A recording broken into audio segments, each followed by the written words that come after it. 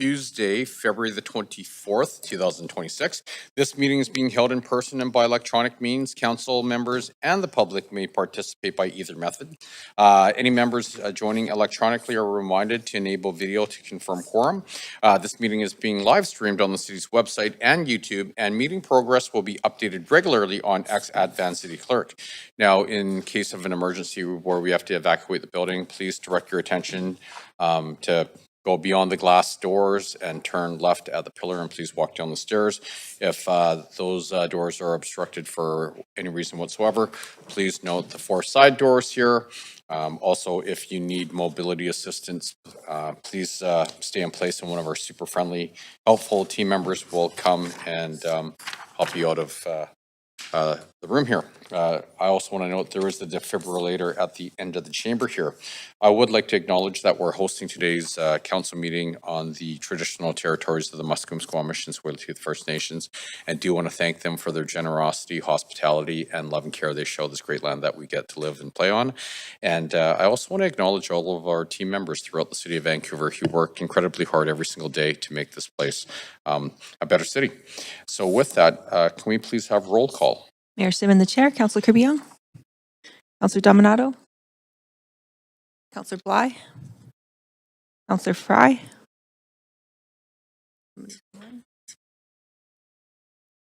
Councillor Montague, Councillor Klassen, Councillor Meisner, Present. Councillor Joe, Councillor Orr, and Councillor Maloney. You have quorum, Mayor Sim. Great, thank you very much. Okay, so the plan for today, we're going to break at noon for lunch, followed by the in-camera meeting, return at 3 p.m. to continue to deal with the remainder of the agenda, adjourn or recess by 5 p.m. as we do have a public hearing at 6 p.m. In camera, council is required to meet in camera later this week. The reasons and authority under the Vancouver Charter are listed in the agenda. Would someone like to move a motion to move into camera? Councillor Dominato, seconded by Councillor Klassen. All those in favor say yay. All those opposed say nay. Great, the motion carries unanimously.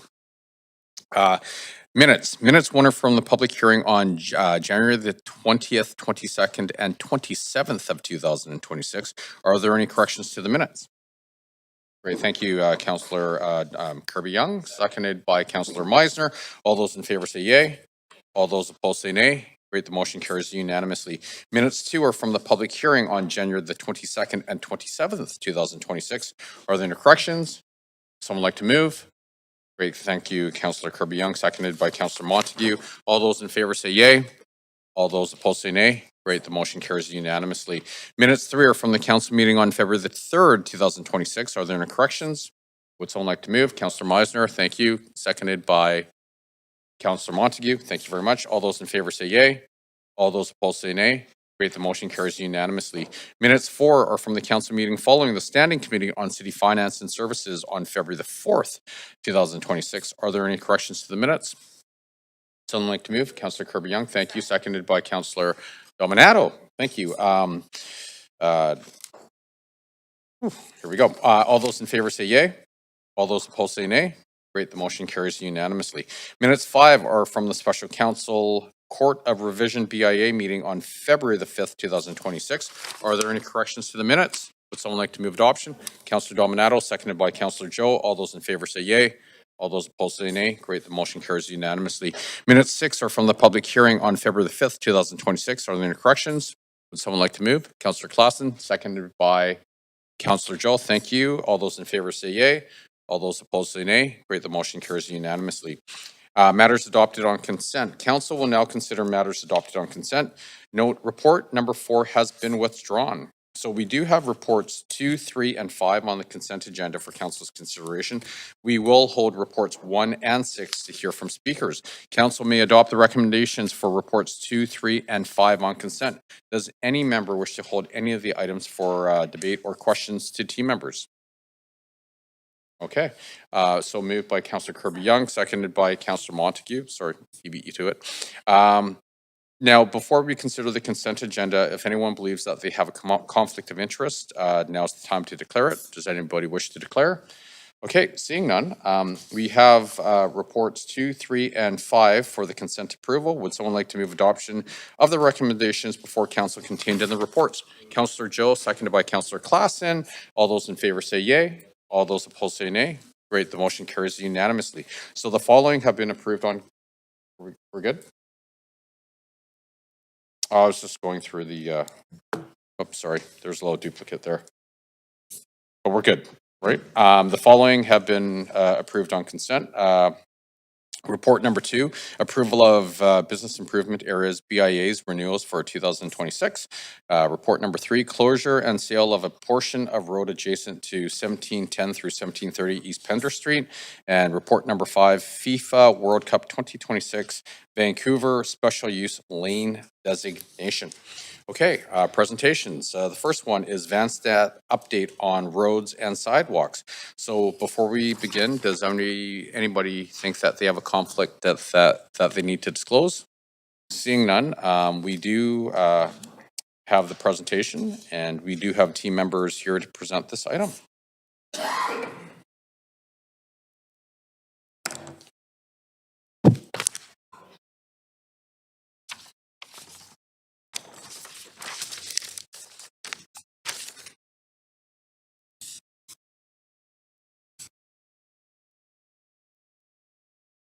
Your Worship, thank you very much. This presentation given by our team was part of the VanStat pilot and was initially shared with yourself, Mayor, last month. The information, I think, is really valuable as we work towards our capital budget and further briefings with Council over the course of the spring. So wanted to provide this opportunity for all of Council to receive the information from the last VanStat pilot. So I'll turn it over to the team now. Great, thank you. Mayor and Council, my name is Eric Mattel. I am the Director of Streets in Engineering Services, and today I'm here to talk with you about the condition of our roads and sidewalks. So for each of roads and sidewalks, we'll start with our assets and their condition. We'll talk about trends and projections, and we'll also talk about the challenges that kind of face each of those parts of the network. We'll talk about how we choose our projects and examples of some of the coordinated projects we've completed recently. So we'll start with roads. So from an asset management perspective, we classify our roads into 3 categories. The first is the major road network. So these are roads of regional significance. They are high-volume, multi-lane roads. They serve as major transit corridors or truck routes. So streets like Granville or Broadway or Hastings. And these are, in fact, the maintenance and rehab are funded entirely from TransLink. There's 121 kilometers of major road network in the city of Vancouver. The next category is our own arterial network. So along with the major road network, the arterials form the backbone of the transportation network. So also high volume, multi-lane, and there's 239 kilometers of arterial road in the city. The last category are the local roads. So there's nearly 1,100 kilometers of local road in the city. This category is a little more varied because there are the quiet residential street that you might think of when you think of a local road, but also in this category are higher priority local roads, local street bikeways, access to hospitals, routes to school, along with industrial roads and some commercial streets as well. So how do we assess the condition of these pavements and these roads? So every 3 to 4 years, we conduct a citywide survey of every street in the city. We do this following best practice. So we use vehicles that are equipped with sophisticated instrumentation, and we measure pavement distress, smoothness, strength, and from all of that data that we collect, we assign a score to every single block in the city. This score is a 0 to 100 score. It's called Pavement Condition Index. And along with that, we also build a model of the roads in the city. And so with that model, we can determine, what are the best investments, what are the highest priority candidates for rehabilitation and repaving, and we also use this data to understand what different investment scenarios, what outcomes we can get from different investments. So this graph here is a theoretical plot of pavement condition and degradation over time. So on the vertical axis, you have pavement condition, and on the horizontal axis, you have time. And so over the course, like the life of a road, it would start in very good condition and it would deteriorate over time. And really what this is showing is that the most cost-effective way to maintain a road is to actually keep it in sort of good and very good condition, and to utilize the lower cost interventions like crack sealing and thin overlays. But that allowing a road to deteriorate further into poor and very poor condition, this becomes a much more expensive thing to repair, requires more extensive reconstruction. And it's also in this zone of sort of fair and poor roads where we have to do reactive pothole patching. So we get, a number of requests from council and the public, inquiring about the condition of our roads and potholes. And sort of this is the overall condition of the road and why we have to do so much of that. So to give you a sense of what we talk about when we say very good and fair and very poor, these are examples. So on the left, you have a block of East Hastings that we paved last year. So this is a road in very good condition. On the right of this slide, you'll see West 10th Avenue. So this is a street that's in very poor condition. You can see the cracking and all of the surface defects. We will pave this road later this year. And in the middle, there is a block of Commercial Street that is in fair condition. You can start to see, some of the cracking sort of longitudinally along the roadway. So when we complete our pavement condition surveys, we can tell the overall condition across the city. And so what this map kind of tells you, and I can appreciate that there's a lot on it, is that, condition really varies across the city. The major road network, so those roads that are maintained or funded by TransLink, are generally in very good condition, with the exception of Broadway, which, because of subway construction, we'll come back and repave that shortly after that's completed. Our own city arterials, though, about half of them are in poor and very poor condition, and the local roads are kind of a mix of poor and good and fair conditions. The budgets that we have to work with for the major road network, we have about $5 to $6 million, or until recently we did. TransLink has recently made a significant increase to their annual funding for the major road network rehab. For the arterial roads, we have about $3 to $5 million annually, and that funding has stayed pretty flat over the last few capital plans. Similarly, for local roads, we have $2 to $3 million. Again, that funding has been flat over the last number of capital plans. And so what that means is that, for the city arterials, we can repave about 1% of the network, which, would be okay if a road lasted for about 100 years, but it does not. And for local roads, it's really only a very small proportion of local roads that we can repave. And in fact, a lot of that is really just to deal with kind of emergency spot repairs that come up.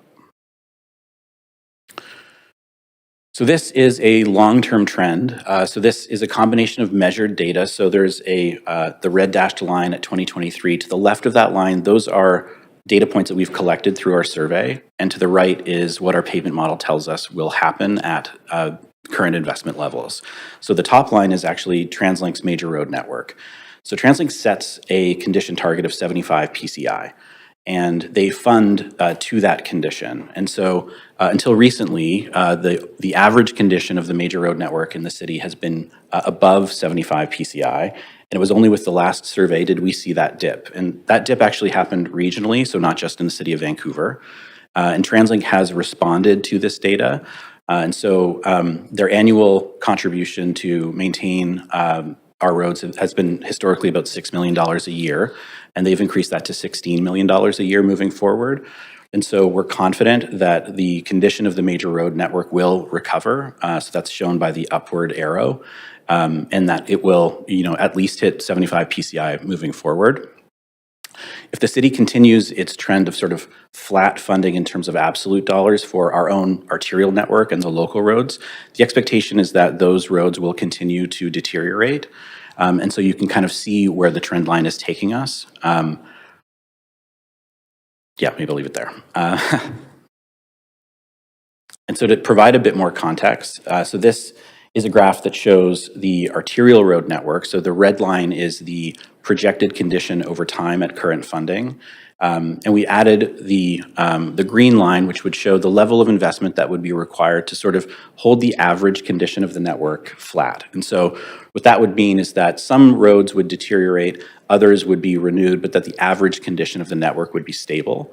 And so that would be an increase from about $5 million a year for arterial renewal to about $8 or $9 million a year.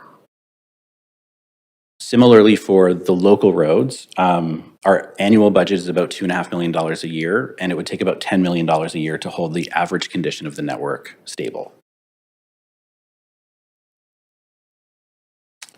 So what causes the deterioration of our roadways? I'm going to run through 6 kind of topics here. So these are the major drivers for roadway degradation. So we have heavy vehicles, specialty materials, peat areas, utility cuts, unimproved streets, and winter weather. So the first one is heavy vehicles, so trucks and buses. This is the primary reason why roads deteriorate, particularly our arterial network. You just can't build a road that's going to withstand the wear and tear of these heavy vehicles, particularly, starting and stopping or on heavy truck routes. And so the image on the right, this is a section of 49th Avenue where you can kind of see the effect of a bus stop where a heavy vehicle is starting and stopping repeatedly in the same location. Specialty materials are a challenge for us. They are expensive to procure, they're expensive to install and maintain, and they require specialty skill sets and equipment.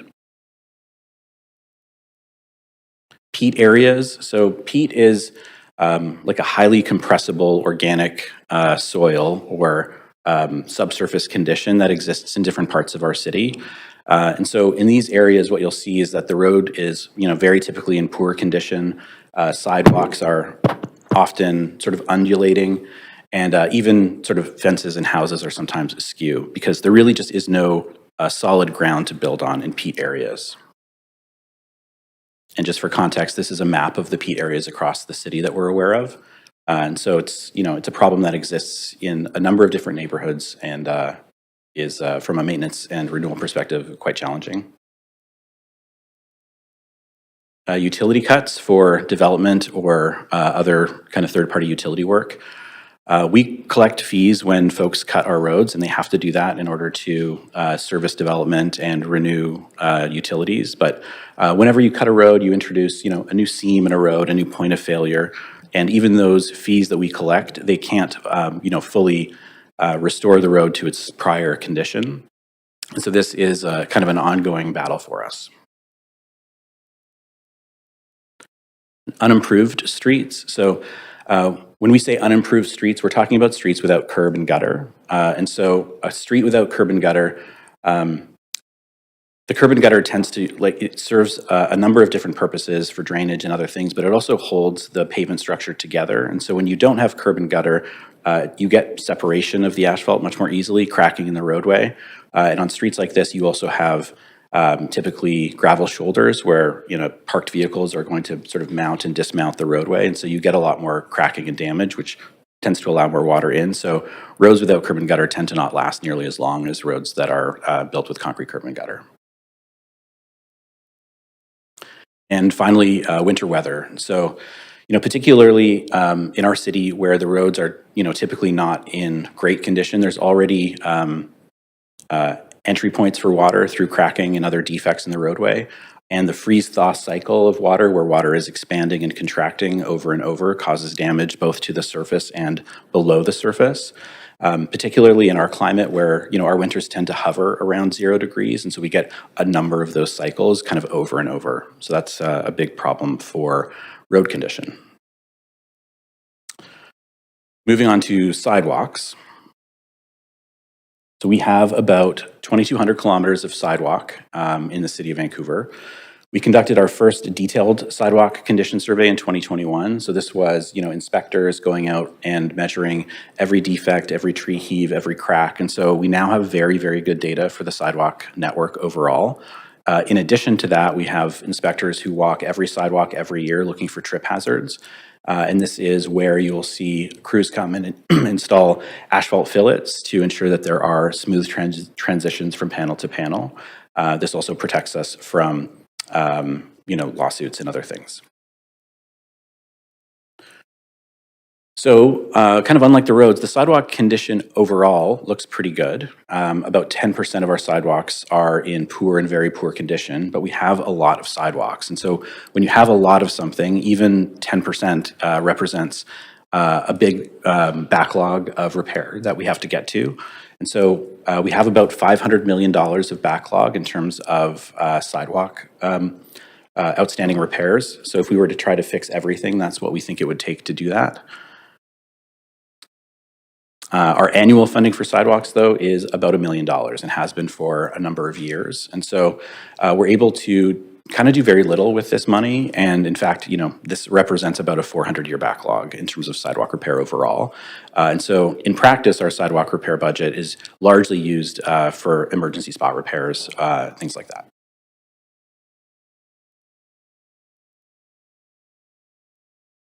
And so kind of similar to roads, we have specific challenges with sidewalks. And, along with peat and utility cuts and specialty materials, the primary issue that we deal with sidewalks is tree heaves. And so, over the course of time, our city developed, we planted lots of large trees adjacent to sidewalks, and those trees and root systems are now like lifting panels and creating mobility challenges for folks across the city. We continue to plant trees, but we do it in a much smarter way. We use larger soil volumes. We have correct offsets. We choose better species. And so we don't expect this problem to reoccur with the new infrastructure that we build, but we have, many hundreds of thousands of trees that we have to, manage adjacent to our sidewalks. So how do we choose our projects? So we have, a huge need for repair, and we have limited budget to work with. And so how do we choose?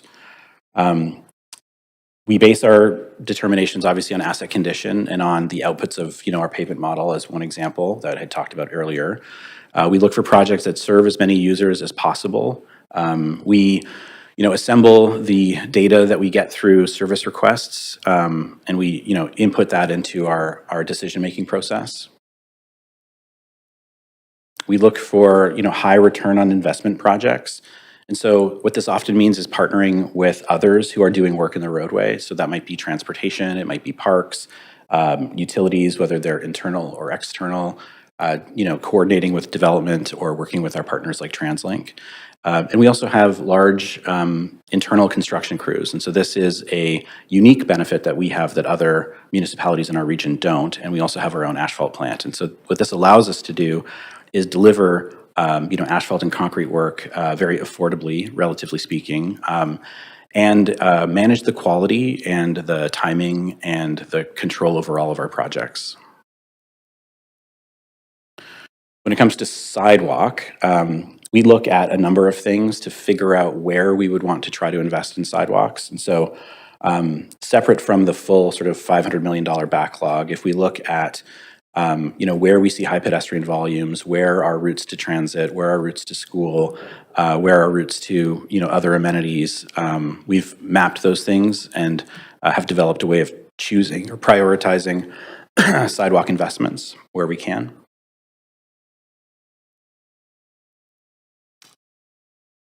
And then, so finally here, I'll just run through a few examples of what these coordinated projects sort of look like. So this one here is West King Edward. So this was completed last year.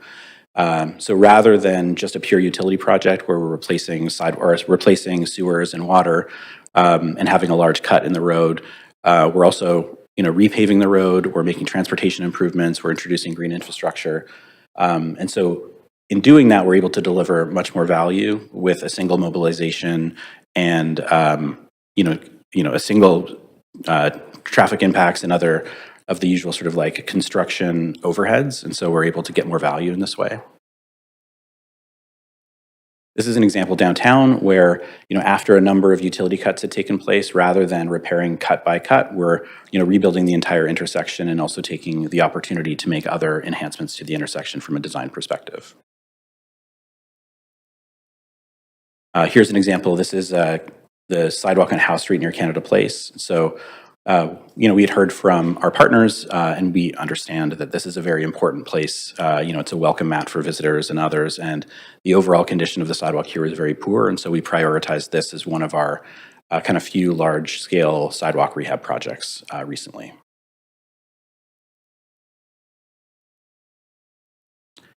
This is an example of a bus route conversion downtown. And so, when we do get new bus routes in the city, that is very exciting, but it also introduces new challenges for us. Again, the weight of those vehicles, particularly on roads that are not designed for them, can be, it just introduces a new maintenance obligation for us over time. And so when we can, we upgrade the road to ensure that those changes in the network have a minimal impact overall. And so this is an example where we've rebuilt the pavement structure and introduced other infrastructure at bus stops to help with that.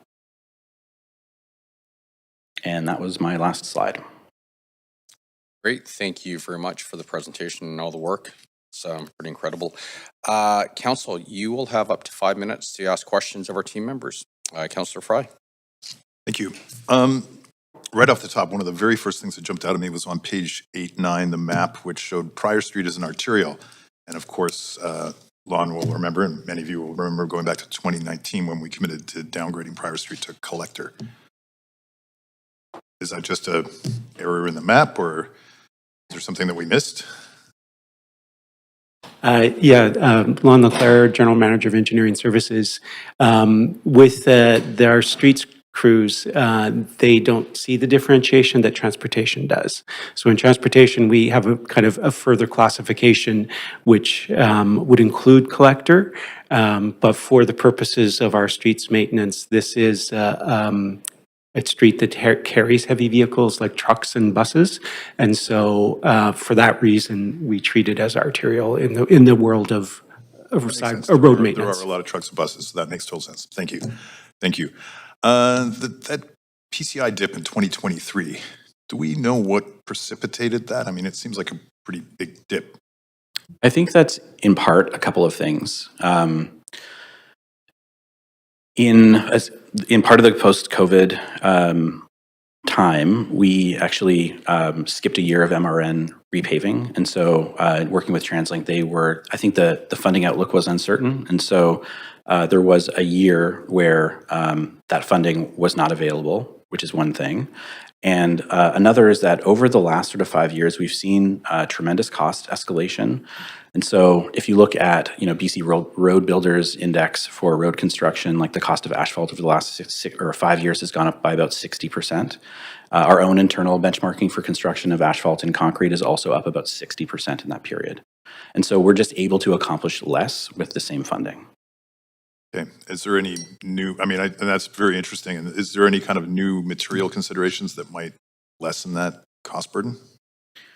I think the short answer is no. Like, we do have our own asphalt plant and we do have ways of keeping our own costs of asphalt down, but overall we're seeing that the costs that we can't control are escalating quickly.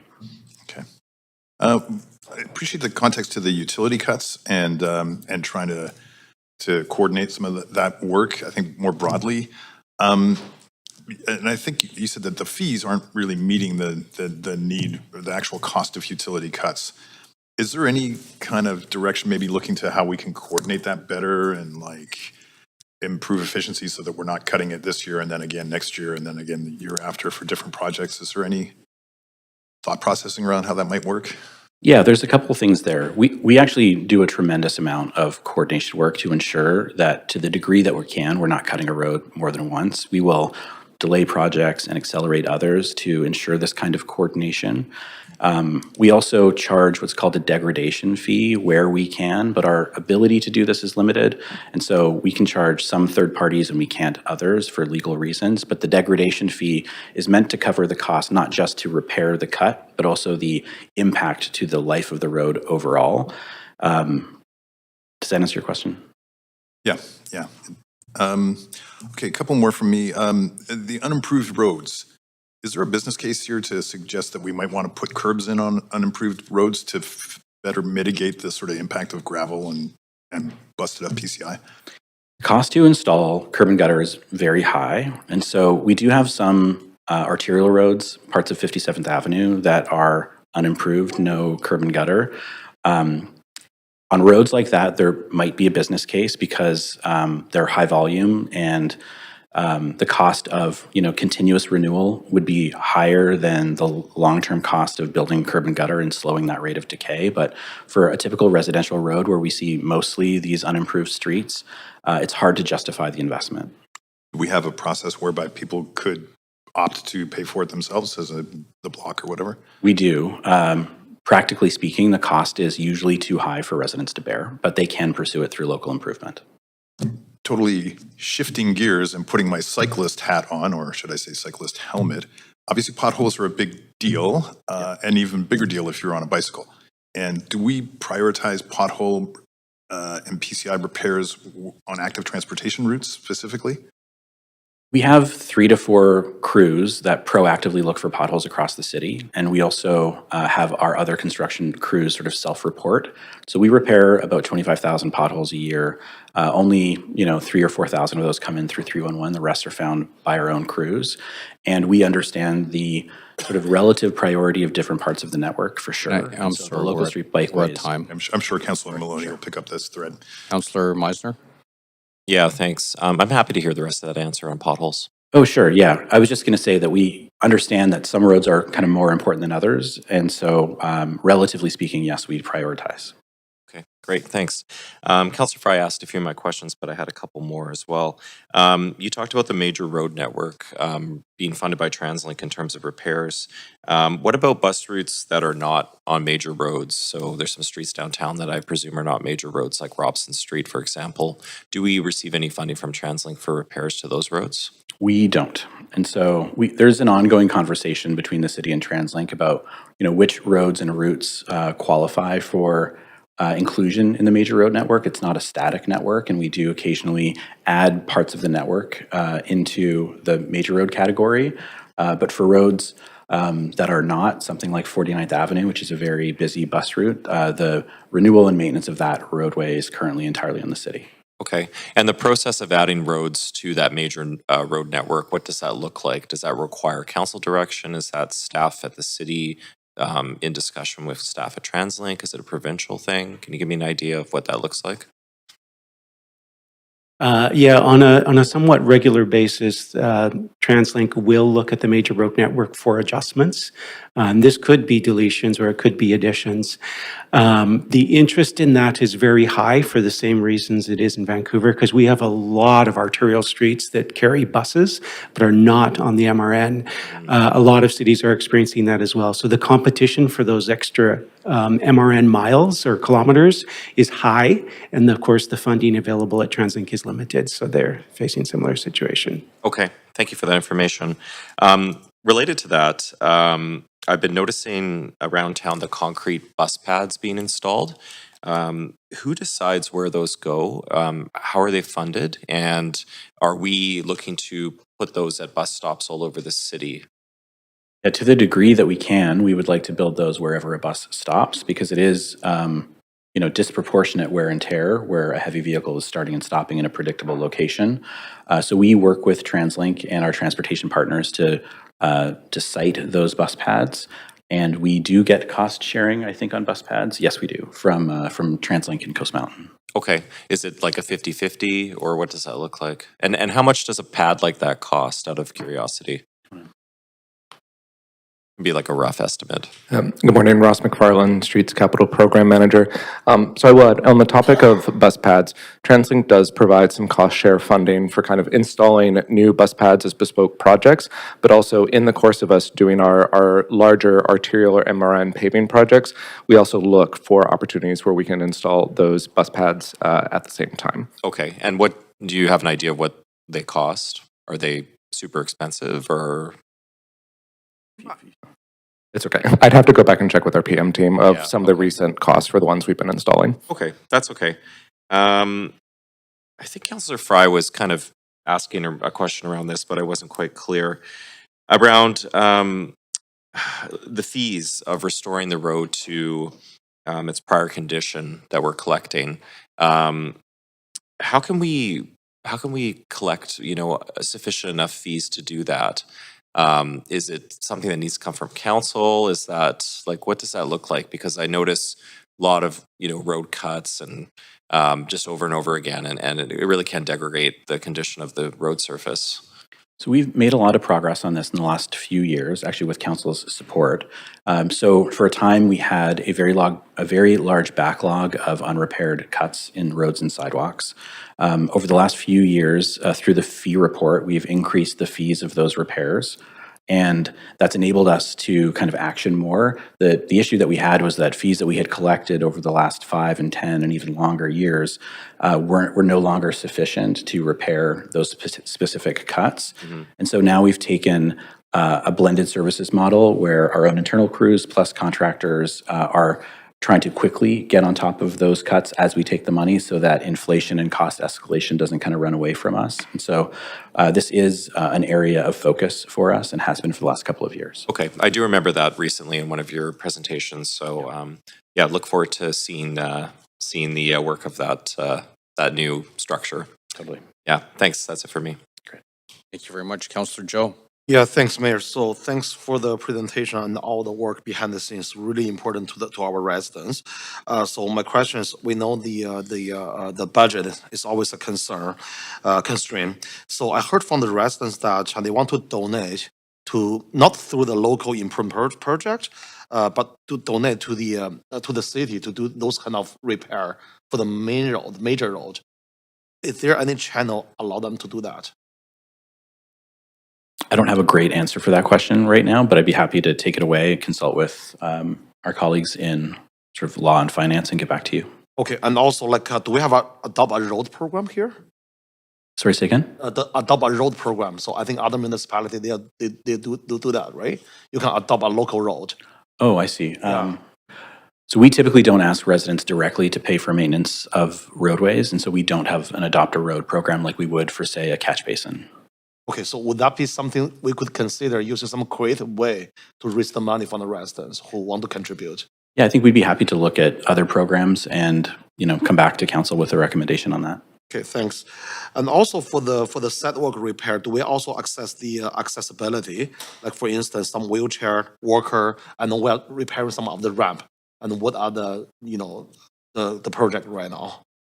Yeah, we prioritize ramps that have been requested by residents. And so over the last sort of capital plan, council helped to increase the funding that was available to do that work. And so the current program is if a resident were to request a curb ramp where one currently doesn't exist, we typically can build that ramp in the following construction season. So sometimes that work can happen very quickly. Other times it may take the better part of a year if it were, say, in the winter where that request came in.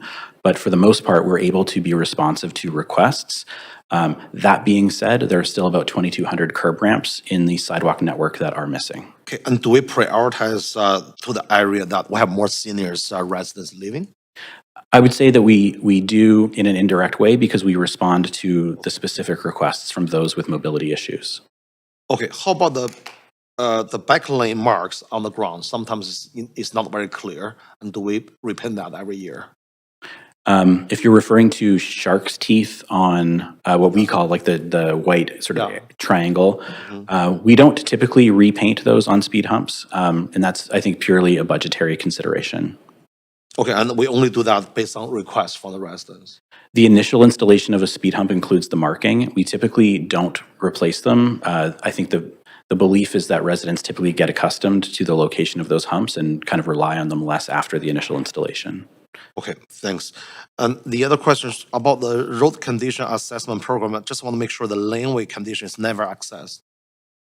We also assess the condition of laneways, yes. Okay, but we never done anything, just leave that to the local improvement project, right? Not entirely. So the first paving of a lane is typically done through local improvement. And what we would do is proactively pave or repave a lane if the cost of maintenance is otherwise high. Like if the long-term cost of maintaining, say, a gravel or unimproved lane would be higher than to repave, we would repave, but otherwise we don't. Thank you.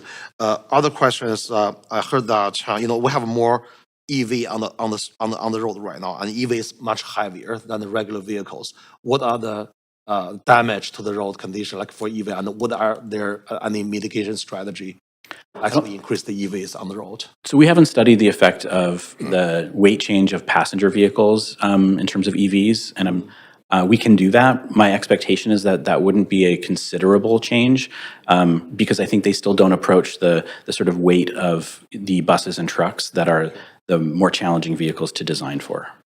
Okay, thanks. That's all my question. Thanks. Great, thank you very much. So I do want to thank all of our team members for the incredibly hard work they've done and all the detail that you've provided today, but also leading up to this this moment here. And so based on the presentation today and the earlier work that you've done, I'd like to move a motion in response to your work. So clerk, do you have to go to, I don't have to go to amendment queue, do I? I just main queue? Great, thank you. Okay, so my motion moves, therefore, it be resolved that council direct staff to include in the 2027 through 2031 capital plan funding at the maximum delivery capacity scenario identified in the weekly council Q&A in the approximate amount of $104 million over the next 4 years to restore the city's arterial road, local road, and sidewalk networks towards a state of good repair, representing a significant increase from the $34 million allocated in the 2023 through 2026 capital plan for renewal of these assets.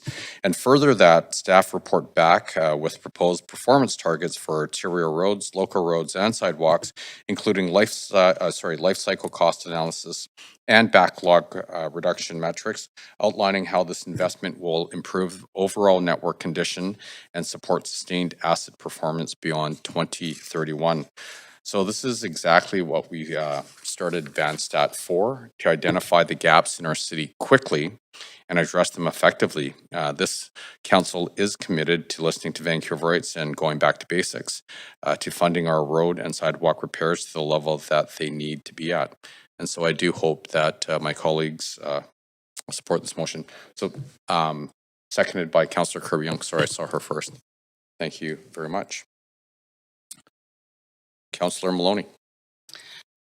Could I have a 2-minute recess to draft a minor modification and amendment to the amendment, please? Otherwise, I could go after Councillor Dominato. If you can go after Councillor Dominato, because I'm sure Councillor Dominato will have more than 2 minutes. Councillor Dominato. Thank you. Given the Rona amendment, through you, a point of information to staff. I'm actually was wanting to ask a couple of questions around the presentation this morning, and particularly a couple of my questions were asked, a number of them were asked by my colleagues, but I'm interested in the context of what you delivered as a presentation around the road network and sidewalks. If you could speak to the issue of liability and legal liability around risks around tripping, hazards on sidewalks, cyclists hitting cracks or holes in potholes in streets. Could you comment on that and what we see typically annually in terms of liability concerns? I don't know if we have anyone from legal here for that, or if Lon wants to. I'll turn over to you. I have a partial answer, and then maybe Lon can fill in some of the blanks. So we have a trip hazard program specifically for sidewalks.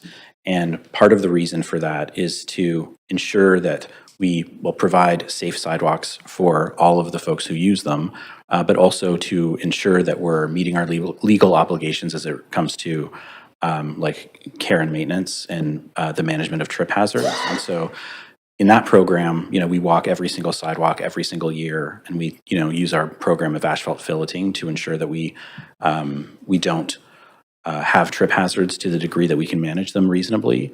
And that's typically what we point to when there is a trip and fall claim as the city's sort of due diligence. So similarly for road and sidewalk network, or the road networks overall, I think the test is really, are we doing everything that we reasonably can to manage our roads and like whether they're a local road or an arterial road? But maybe Lon has more to say about that. No. I appreciate that. So what I'm hearing is that the importance of the work is to mitigate and prevent ultimately claims.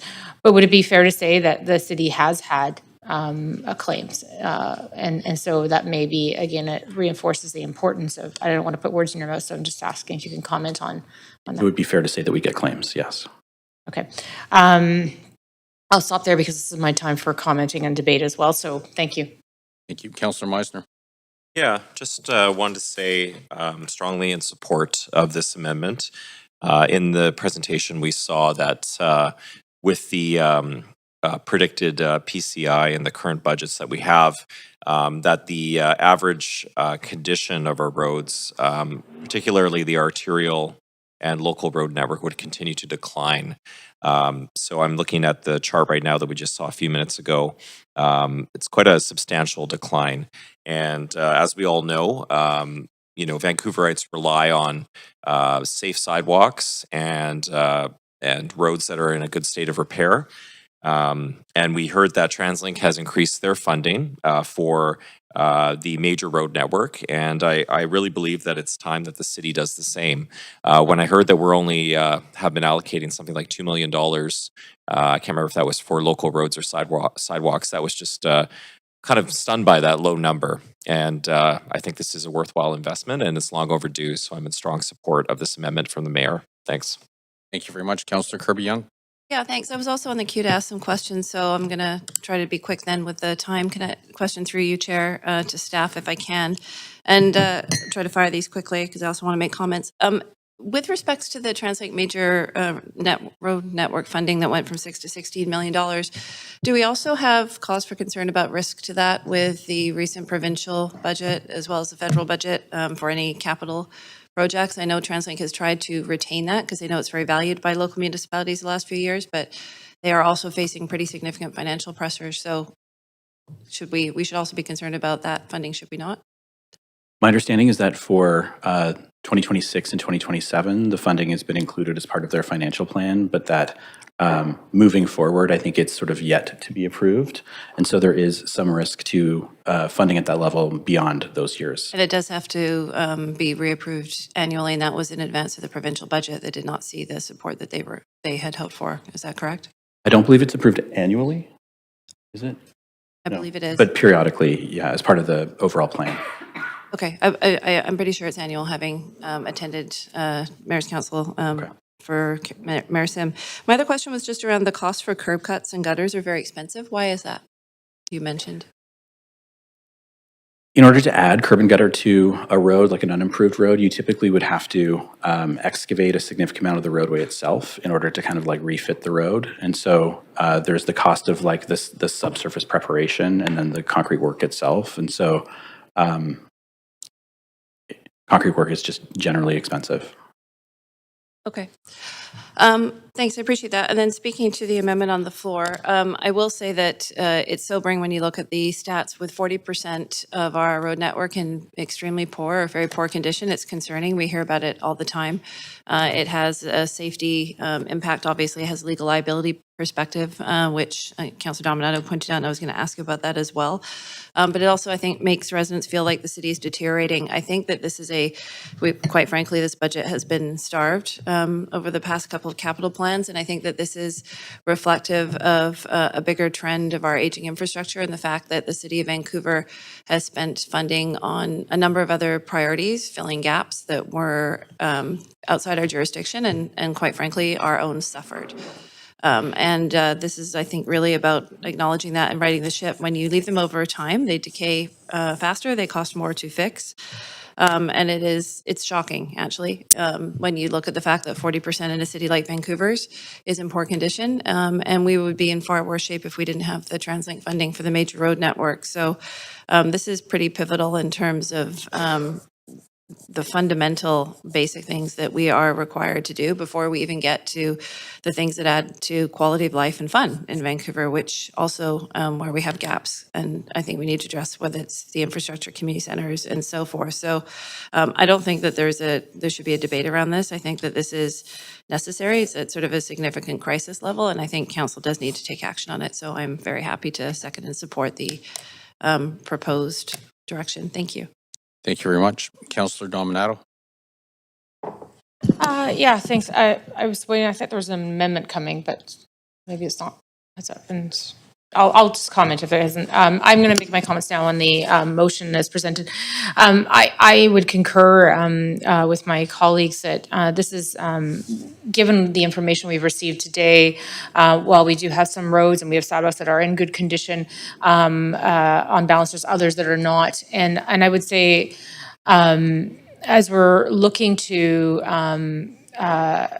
prioritize capital infrastructure in the city. While this isn't really sexy, and I appreciate the presentation and made it way more interesting this morning, it is pretty fundamental. And I consistently hear from residents about concerns about safety and accessibility of our sidewalks. And I consistently hear from cyclists about the conditions of the road and concerns of falls and safety concerns there as well.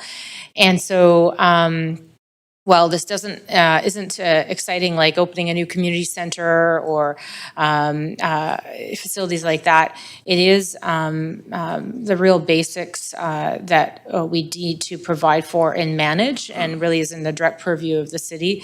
But I really think if you step it back, it's not about asphalt, it's not about concrete, it's not about materials, it's not about roadways, it's really about ensuring that residents, whether they're walking, they're in a mobility device, they're driving, they're cycling, that they're safe, and also it's preventative as well, this effort. So happy to support the motion. Thank you very much. Councillor Bly. Thanks very much. I just have a point of information through you, Chair, to the staff. And I'm looking at the further that. My question is, as part of the report back, would that include also a work plan in terms of our capacity to deliver? Because, I think from a staffing perspective, we've often invested in capital infrastructure, but not necessarily had the complement of staff required in order to meet that accelerated demand. And I think of curb cuts and things like that, where we've actually, as a council, sort of wrestled with hiring external contractors to do that work. Would that be part of the report back? Yeah, happy to include that as part of the report back. I think it's really important that we are able to deliver on the funding that's available. And so we would, leverage all of our tools, internal crews, external contracting, and that's a reasonable thing to include. We'd be happy to do that. Great. And then further to that, would it also include where that money's coming from? Meaning, if it's dollars that would be otherwise allocated to a community center upgrade or upgrading the Vancouver Aquatic Center or a kids pool or something like that, that we can clearly identify where that funding is coming from, because $70 million is not something I think we have sitting on the sidelines waiting to be allocated. Good morning, Mayor, Council. Sandra Singh, Deputy City Manager. Yeah, this is the way we interpret this motion is this is a direction. If passed, this would be a direction from Council to include this amount in the draft capital plan. That plan will include trade-offs across a wide variety of city services, and we'll bring that to Council for consideration, and it'll ultimately be your decision how to allocate it across the many city assets. Yeah, this is not my first capital plan, so I just want to clarify that in the report back that it'll be very clear where this particular motion's funding is coming from versus general trade-offs. In the capital plan, our finance colleagues typically do indicate what the funding source is for the variety of assets, whether it's DCLs or CACs or tax funded or government contributions. I understand all that. So what I'm looking for is that a reallocation from what was planned to what would be delivered through this amendment. Because this is a specific ask. I think we're on the same page with where that's coming from. That'll be a question that comes up in the future.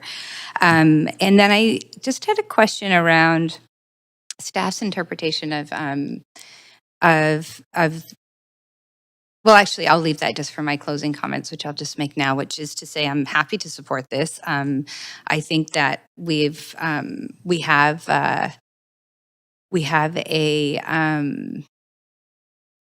have underfunded what's required in terms of capital infrastructure, renewal and upgrades in terms of meeting the demand, but we've done that across the board.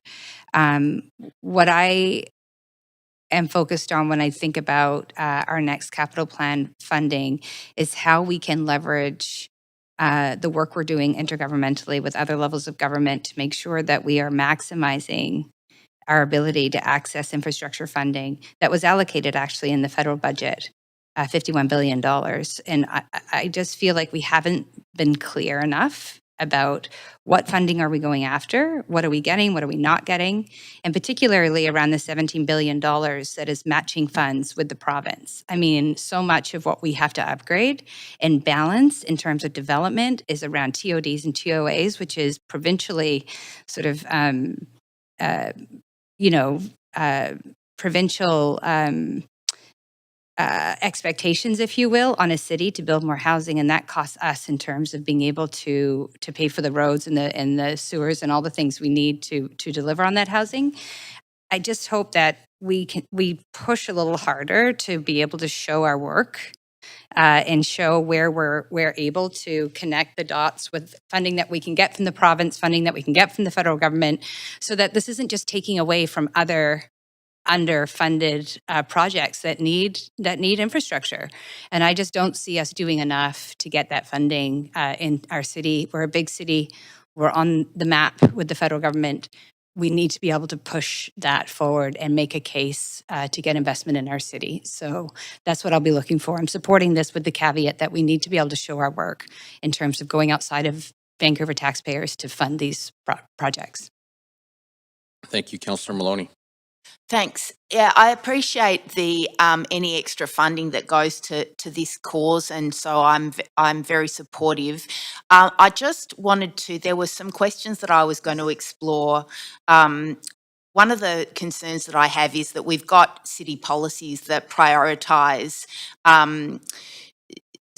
There's a hierarchy of transport modes that are prioritised in a particular order for a particular reason.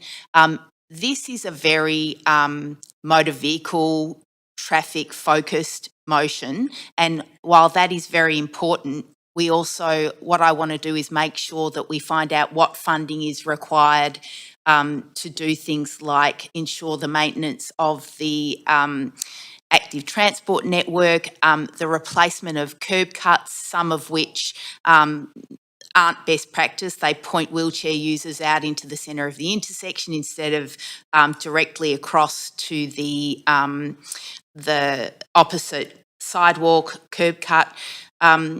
There are some in terms of the actual dollar funding that's in the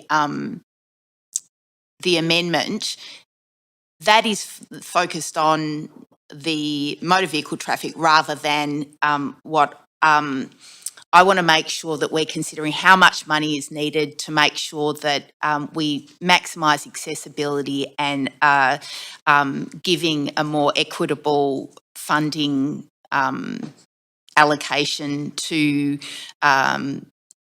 transit, active transport, walking, those are things that we actually prioritise in existing city policy. So I would very much welcome this amendment to the amendment being seconded and supported.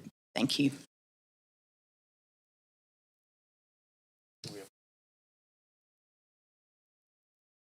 Okay. I'm going to move to the amendment queue here, just as a matter of procedure. Councillor. So, Councillor Maloney, do you have any other comments on the amendment? I was hoping that that time I just spent would be on the amendment queue, actually, if it could be transferred, because I do have a whole bunch of questions that I... Okay, awesome. No, Councillor Joe? Yeah, I just want to quickly ask. Do you have a seconder? Right, Councillor Orr, thank you. Councillor Joe? Yeah, thanks. Just want to ask a point of information through your chair to the staff. So, just wondering, the transit route that's funded by the TransLink, right? Not by the city. It's a combination. So it's the major road network where there are some very significant transit activities that's funded by TransLink, but there are a number of bus routes and transit routes in the city that are on the city arterials that are funded by the city. Okay, thanks. That's all my question. Thank you very much. Councillor Fry. Yeah, I'm supportive of the mayor's amendment, and I think this actually amendment to the amendment from Councillor Maloney supports a lot of the unstated goals in our transportation planning and active transportation and accessibility and equity. So I think that this is also an important amendment to that amendment, and I'm happy to support it. Thank you very much. Seeing no one else on the queue, I'm going to call the amendment to vote. If you can please go to the voting panel.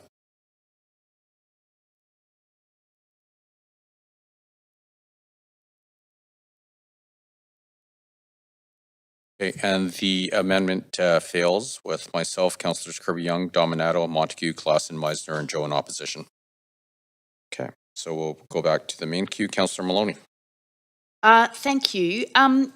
This is a question, I think, for the director the head of engineering. Could you just explain, so painting of car roads is budgeted, but painting of cycling and pedestrian infrastructure is only when requested. Could you just explain what the situation is there? In terms of road markings, we do annual lane markings. Those include whether it's a painted bike lane or a painted delineation between lanes.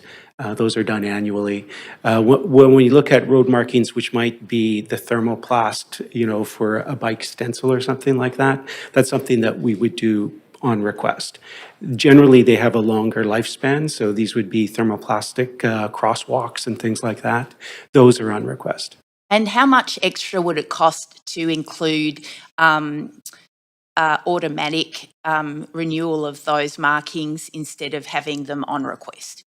We did Annual budget. We did provide a memo to council last year Okay. specific to that question, and so we can reissue it, that memo. Right. It does tell you exactly what would be required for a regular maintenance program for all road markings. And also, is there any work being done to influence the navigation apps to prevent rat running on streets that are more prone to damage? We do. We have been working quite well. We try. I mean, we don't have control over Google Maps and things like that. It's actually been an issue more recently with the amount of construction disruption that we've been experiencing in the last little while, is in particular with the closure of Broadway. So we've seen people being routed onto streets like local streets and lanes and creating a lot more traffic there. And so we have our own measures that we can bring in, like a left turn ban or a closure, a temporary closure, which will undo when the construction work is complete. But we've also been reaching out to those map apps to try to get them to not use lanes and things like that. With some success. Do you know which level of government would be have the ability to regulate those kind of apps to require it?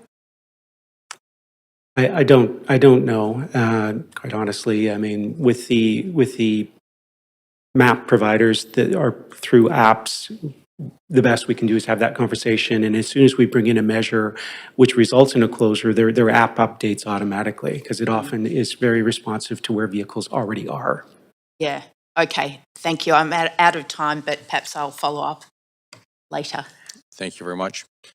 Okay, seeing no one else in the queue, I'm going to call the motion to a vote. Please go to the voting panel.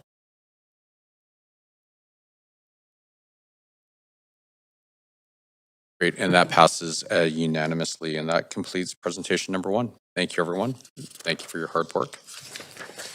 Okay, so we're going to go on to the reports now. The first report we have is number 1, 2STGD Plus Safety and Inclusion Action Renewal. Before we begin this agenda item, if anyone believes that they have a conflict of interest, now is the time to declare it. Seeing no one declaring, this item does have a presentation, and we do have our team members to present this item.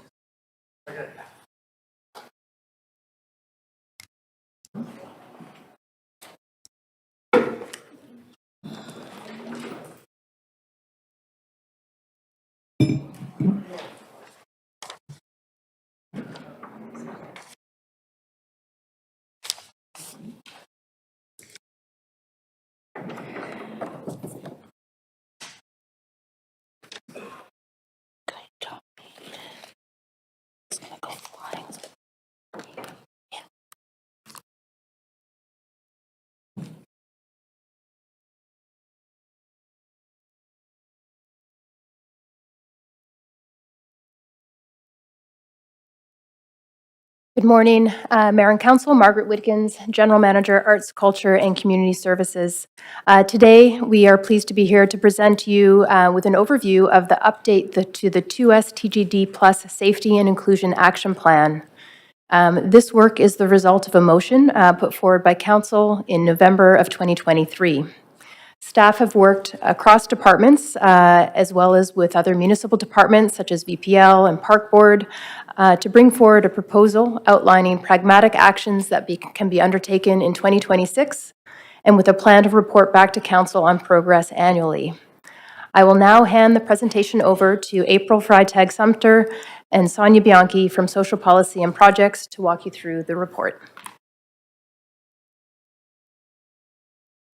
Thank you.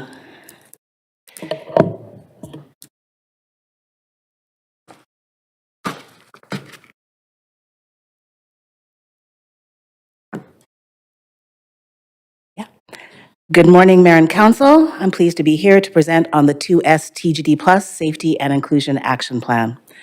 My name is April Sumter Freitag. I go by both April and Sumter. I use she, her, and they, their pronouns. And I work on the Community and Gender Safety team in ACCS, Social Policy and Projects, where my focus is sex worker safety and inclusion, gender equity centered around the City of Reconciliation framework. And I am the project lead for the renewal of the 2S TGD Plus Safety and Inclusion Action Plan. I would like to thank community members for their generosity in sharing their expertise and lived experience, and honor 2S TGD Plus community members who are no longer with us, whose advocacy laid the foundation for this work, and whose voices with communities are reflected throughout this plan. I also want to acknowledge the cross-departmental working group whose collaboration was essential, and the work today I am presenting today is a team effort. On this slide, you will see the image, and it's the visual image that we use during our internal and external engagement, and each element carries a significance. You'll see the colors of the trans flag.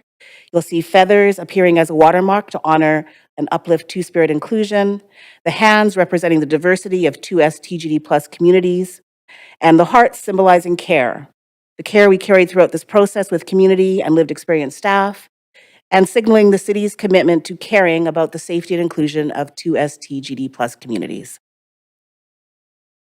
Next slide, thank you. I'm also just going to acknowledge and thank Sonia, who is doing our slide deck for me, and note that I am visually impaired. I cannot see the slides above here. I'm referring to copies here. My range of vision, I can see Councillor Maloney, almost Councillor Zoe, and I don't have peripheral vision, so if I need a cue, I might need a visual cue, or you might see me just actually really turning around to see what's going on. Great. All right, so the council member motion from November 23 was to renew the 2S TGD Plus action plan focused on safety and inclusion, to engage with partners, advisory committees, community leaders, and organization, and to ensure plans, resources, and engagements were available in multiple languages. The plan is connected to the Council City strategic priorities through Vibrant Vancouver, through the objectives of number 1, a vibrant and diverse community, number 2, housing, number 5, safety and security, number 7, being healthy and inclusive and equitable, and number 8, work on reconciliation. The equity framework is also involved in our process, and that's an internal process about getting our house in order as we work on equity issues, and you'll see this through our plan, through our goal, HR, and staff experiences. The City of Reconciliation framework has part of what the work that we've done. We've had a focus on urban Indigenous engagement, and we're connected to the work on the United Nations Declaration on the Rights of Indigenous Peoples, commitment to work with diverse Indigenous communities. We're also connected to the Healthy City Strategy that you saw in Council fairly recently, and I'll be talking about that a little bit later in the presentation. Next slide. We're going to talk a bit about the background. So you'll see, oh, excellent. The timeline here is in 2016, the city working with community and partners developed the original 2016 action plan. In 2023, there was the council member motion to renew. In 2024, we formed internal working group, conducted initial engagement. In 2024, staff reported back with an update memo to council. And 2025 to present, I'll be talking about in the rest of the presentation, but there has been significant work from the 2016 plan that you can see in the memo that we received, we delivered to council in December of 2024.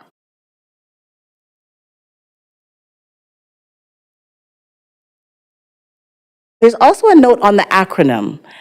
You'll see that there are various names that we have used for this plan and strategy over the years, and based on community feedback and evolving language since 2016, the acronym TGV2S and other variations have been updated to 2STGD+ to refer to Two-Spirit, transgender, and gender diverse plus communities. As community members have unique relationships with different terms, the plus is a way to be inclusive and to support self-determination. In this report, the term 2STGD+ will be used, and one of the early initiatives of the action plan is to work to create consistency and alignment of terminology in all of City of Vancouver initiatives. Next slide, thank you.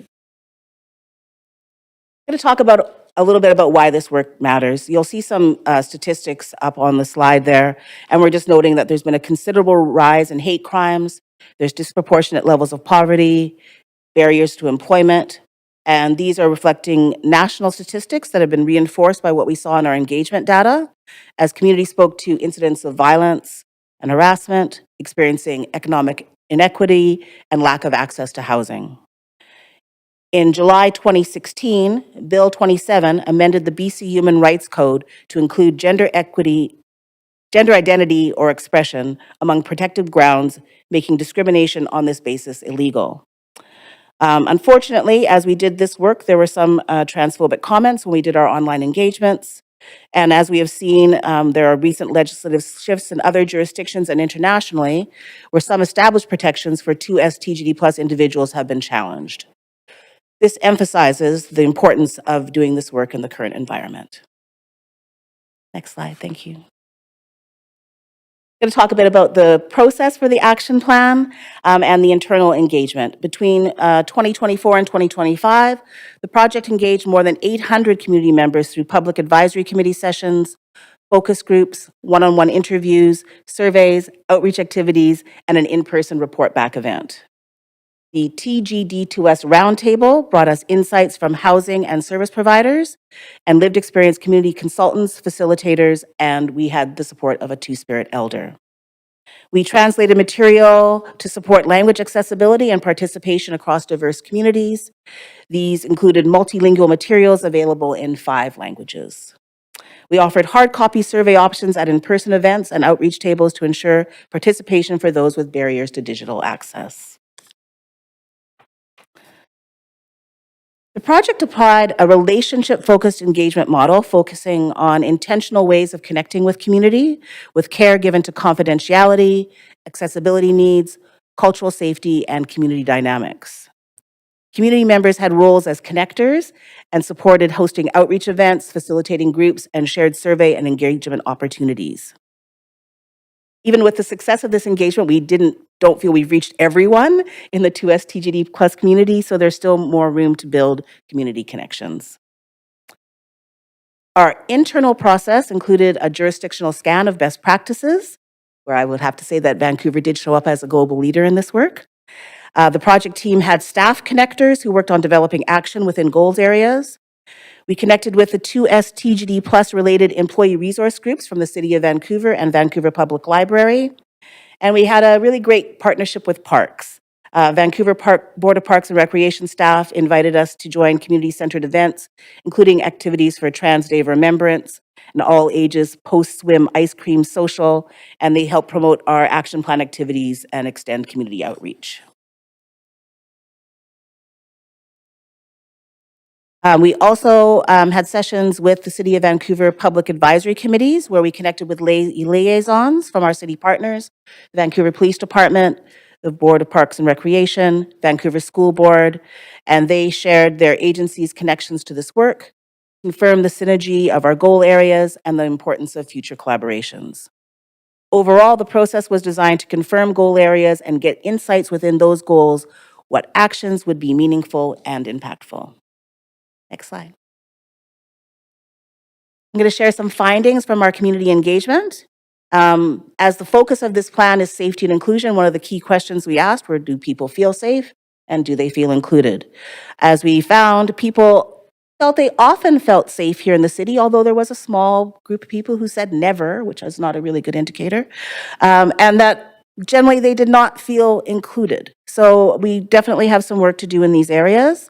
Other feedback involved issues and challenges related to transphobia, racism, disability, mental health services, gender-based violences, and challenges related to systemic discrimination. We do. We have not released all of these survey findings and results, and we look forward to sharing more details from our engagement summary and project research in a What We Heard report as part of the future process. For now, I'll share a couple of quotes from survey participants. It's not so much about making a bunch of trans-specific services. It's about making sure the services that can be assessed by 99% of the society doesn't exclude trans people who need those services as well. And from another participant, they wrote to us, I am the parent of a transgender child, and we moved to Vancouver specifically because of the inclusion and openness in the city.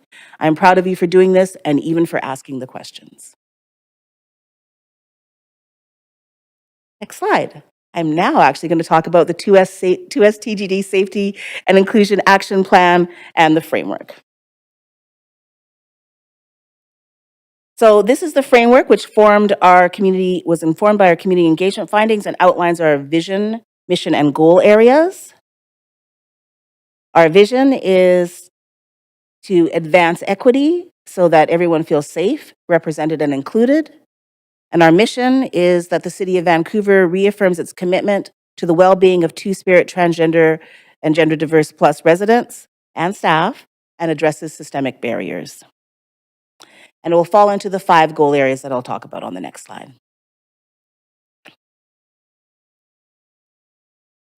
As some people might see, our goal areas fall into housing and homelessness, community spaces and safety, programs and services, visibility and engagement, and human resources and staff experiences. And through those, we have the objectives to improve housing and shelter options, to create and improve public spaces welcoming to 2S TGD plus individuals, to develop, expand, and support programs that cater to the diverse needs, to enhance visibility and better engage folks in city consultations, and to foster an inclusive and supportive work environment. Through these actions and objectives, it's going to be very important that we work with partners.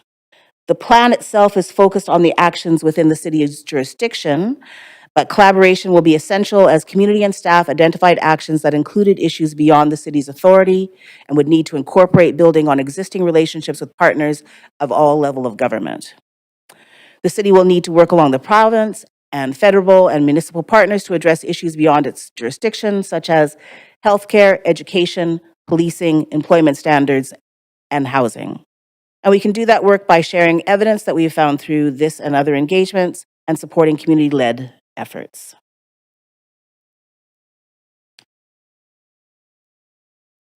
The next slide is going to talk about our relation to the Healthy City Strategy. And the goal areas as established in the 2S TGD framework align with the Healthy City Strategy using the shared lenses of equity, inclusion, reconciliation, accessibility, as well as synergy with the 12 goal areas in the Healthy City Strategies that reinforce the priorities of our action plan and create opportunities for inclusive data collection, monitoring, and decision-making. If you're looking at the chart, you can see that our goal areas are on the left side, and you can see how they connect to the 12 goal areas and the lenses with the Healthy City Strategy.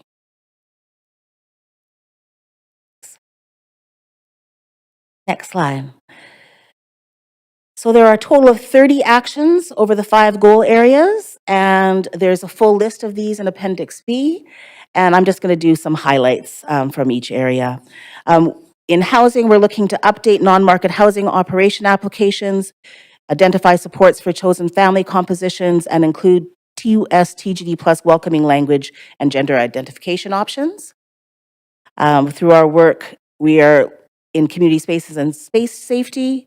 We want to integrate 2STGD Plus inclusion principles into the design of city-owned washrooms and change room facilities, guided by best practice standards and community feedback. In programs and services, we want to assess opportunities to expand targeted supports for organizations, artists, art spaces, and cultural production. In visibility and engagement, we want to update the City of Vancouver's communication with inclusive language and include resources for 2STGD Plus communities on Vancouver City websites. And in how HR and staff experience, we want to extend awareness by continuing to deliver existing gender diversity awareness courses. In summary, the 2STG Plus Action Plan works to advance safety, inclusion, and access for residents and staff by strengthening housing, services, public spaces, visibility, and workplace supports.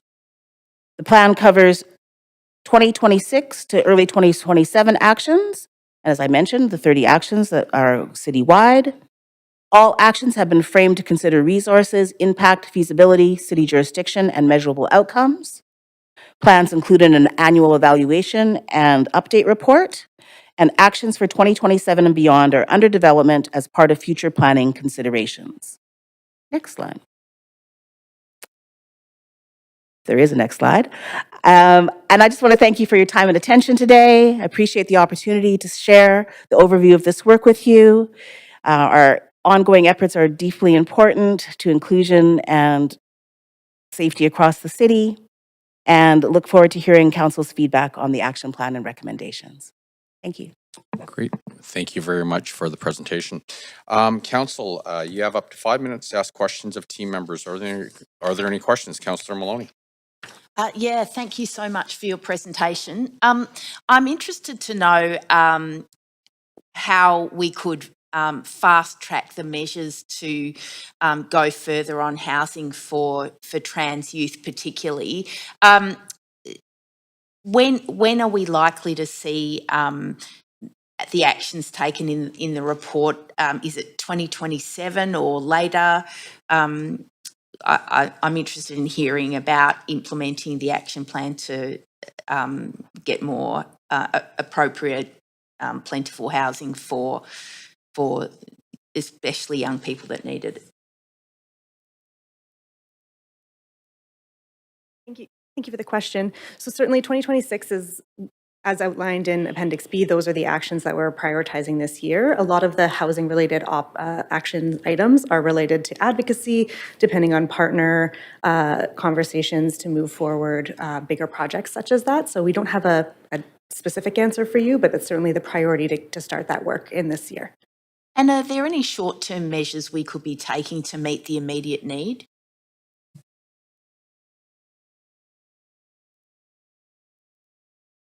Hi, good morning. Brooke Mellis, Director of Homelessness Services. Thank you for the question.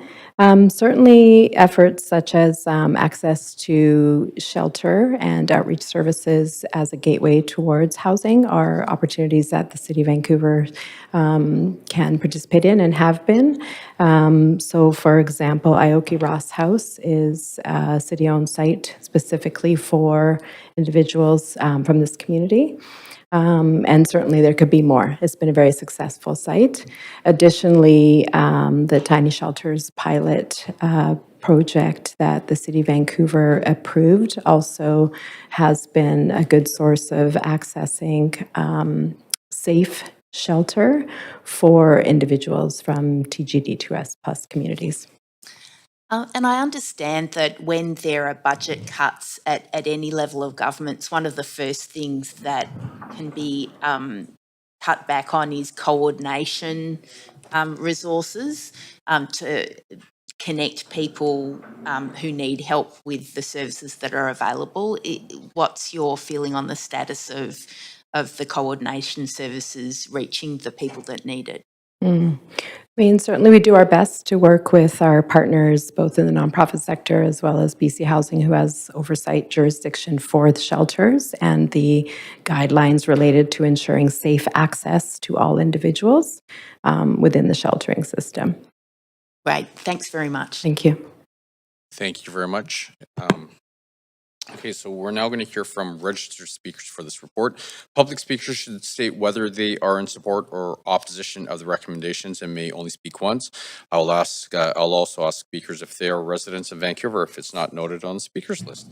So the first public speaker we have is Kelly N. I hope I pronounced your name correctly. Kelly, are you on the phone?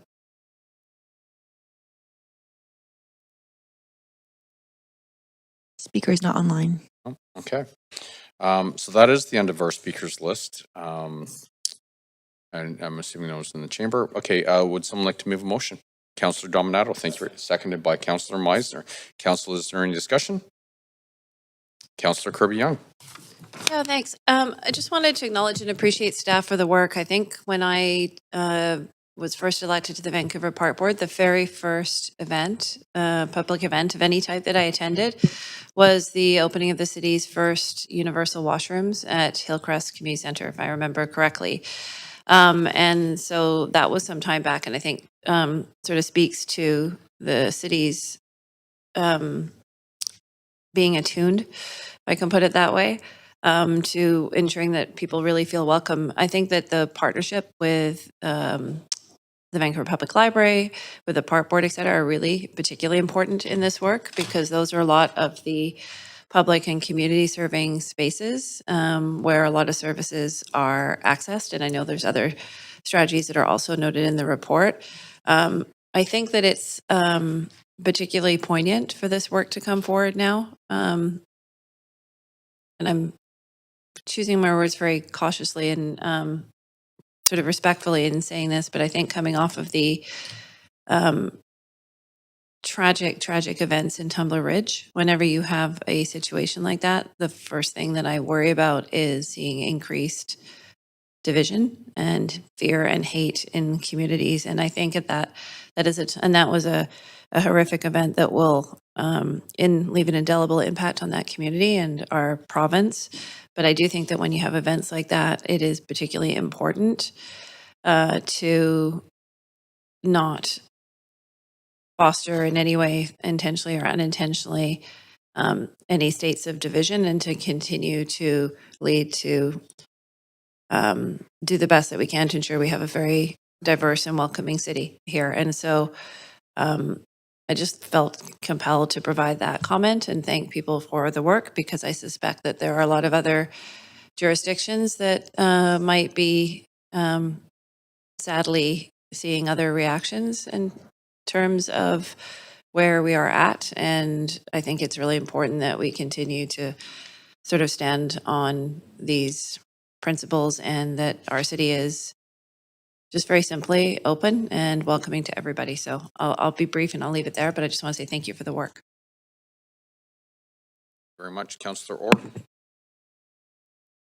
Thanks so much for that, and I also want to echo Councillor Kirby-Young. That was very well said. There's a lot of division and a lot of fear, and especially on social media, and it's important to be united on that. And I really appreciate you saying that. And yeah, it's really good to see some of these numbers. Obviously, 75% feel safe. Obviously, noting that we can do better, especially around inclusion. But I really love that quote around it's not about making a bunch of trans-specific services, but more making sure that the services can be accessed by 99% of society that doesn't include trans people. So I really like that kind of approach for sure. And just noting that, in the briefing, we asked some questions around, like sex work funding, and I know a lot, there's a lot of organizations sort of struggling, and as well as, sort of promoting the idea that we need more deeper affordability for the housing component in terms of like shelter rate. That's trans people are often overrepresented in. So yeah, just wanted to thank you for the work. Thank you very much, Councillor Bly. Yeah, echoing some of the comments from my colleagues, thanking staff for the work on this action plan. And I think it is important. It's important work. I think that what people don't necessarily, it really comes down to lived experience. And there are people in our city that do not feel safe. Two-spirit trans people that do not feel safe. in spaces, whether it's in shelters, whether it's in supportive housing, whether it's in schools, whether it's in community centers.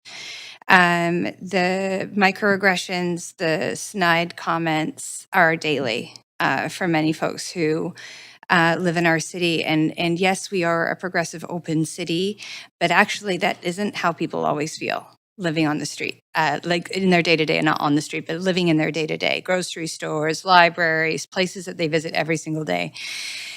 So this work is incredibly important, and I support it, but I must, say that if we don't fund this work, it can't have the impact that it's designed to have.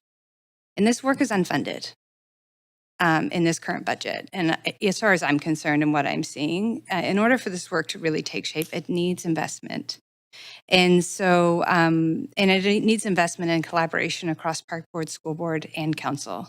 And we need to be working with other stakeholders. We've got organizations like Community, like Rainbow Refugee, like others in the community that use philanthropic dollars and grants from other levels of government that, are pulling together capital investment projects to create safe spaces, to create housing. The city needs to be a good partner in that, and not saying, okay, we're doing as much as we can. Like, it is up to us to build spaces where all residents feel safe, particularly those that are marginalized, and particularly those in the 2STGD plus community, because the decline around mental health and homelessness is just one comment away. It's just one decision away. And so the more that we can lean into this work as a preventative way to support people while they're still, employed and in school and housed, we have a greater chance of long-term outcomes over the course of their life, and for us, a generational investment in the people that live in our city. So I support this. I'd like to see it funded, and I'll be pushing for that. Thanks. Thank you, Councillor Dominato. Thank you, Mayor. And echoing all of my colleagues' comments so far this morning is to say an immense thanks for the work of our staff teams and all of the individuals that were surveyed and participated and offered their lived experience. Like Councillor Bly, I think this is really important work. And as was noted earlier, I also took an interest in some of the feedback, and particularly around, there's quite a contrast here when you look at the slide about safety versus inclusion. And acknowledging that there's still a significant percentage of individuals who don't feel safe. But when you contrast that with whether you feel included and you see yourself in the city, is a different experience. And I wanted to reflect on that a little bit, because particularly around the programming piece, when I was with the province, I led and developed and did the implementation of SOGI 123, and it was in a context of trying to build a framework for schools and to be more inclusive, so all kids within the 2S LGBTIQ plus community felt safe and included in their school environment. It's a lot different when you're looking at a scale of citywide. We're not talking about just a building with one group of people. You're talking about an entire city. But what I remember from that work was, again, as we were looking at an educational context, is kids wanted to be their authentic selves. And that's really difficult when you don't see yourself in the system. You don't see yourself in the school context. You don't see yourself in the learning materials. You don't see yourself in the books. You don't see your family environment.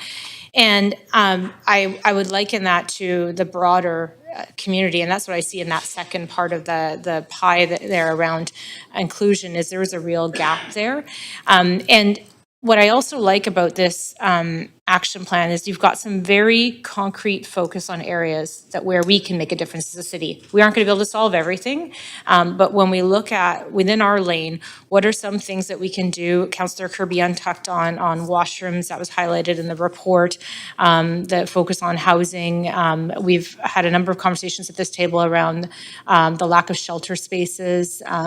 So overall, I would just like to say, I think that this is a really good piece of work. It's a good foundation. I know it's building on many other years of work, and I'm happy to support it today. And I think there is lots of opportunity to collaborate. All of the work I did when I worked provincially was in collaboration. We often worked on shoestring budgets, but we found ways to work in collaboration with other organizations. And I think as long as we keep focused on the big picture of what are we trying to achieve here, and we marry that up with these really concrete actions, I think we will have success with this strategy. But I think that as was noted, the lived experience really came through in this. And so I'm really happy to endorse it. So thank you very much. Thank you, Councillor. I just wanted to say thank you. Thank you for the incredibly important work that you're doing to keep communities safe, to keep people safe, highlighting the issues, but also coming up with solutions, recommendations, and you're making a big difference in a lot of lives. So thank you. With that, seeing no one else in the queue, I'm now going to call the vote. Pardon? Yes, I believe so. Yep. Okay. So if we can please go to the voting panel.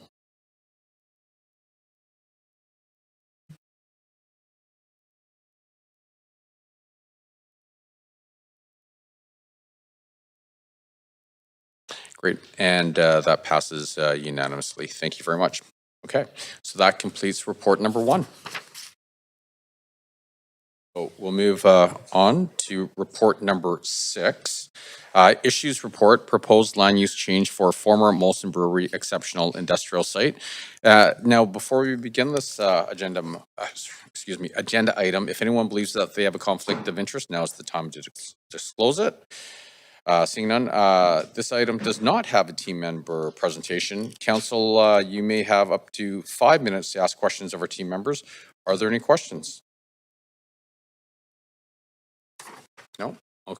Councillor Maloney. Thank you. I'm interested to know whether there's been any discussion about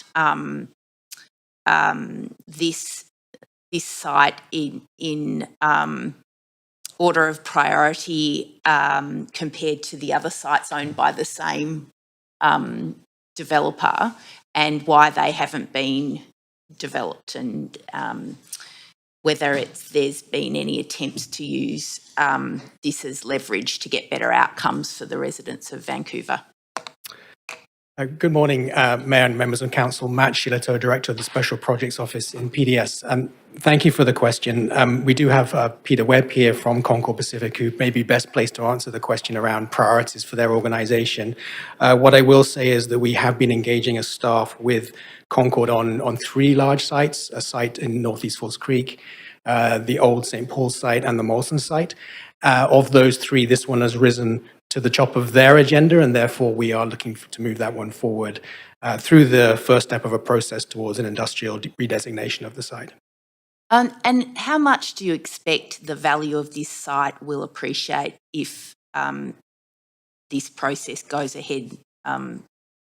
We haven't done analysis of that yet. We would do so through the rezoning stage. There are essentially 3 stages to the process for redesignation and approval of this site. This report before you today is the first step of that process, seeks to initiate the first step of that process, which would be a change to the official development plan, the upcoming official development plan designation from industrial and employment to mixed-use high-rise 2.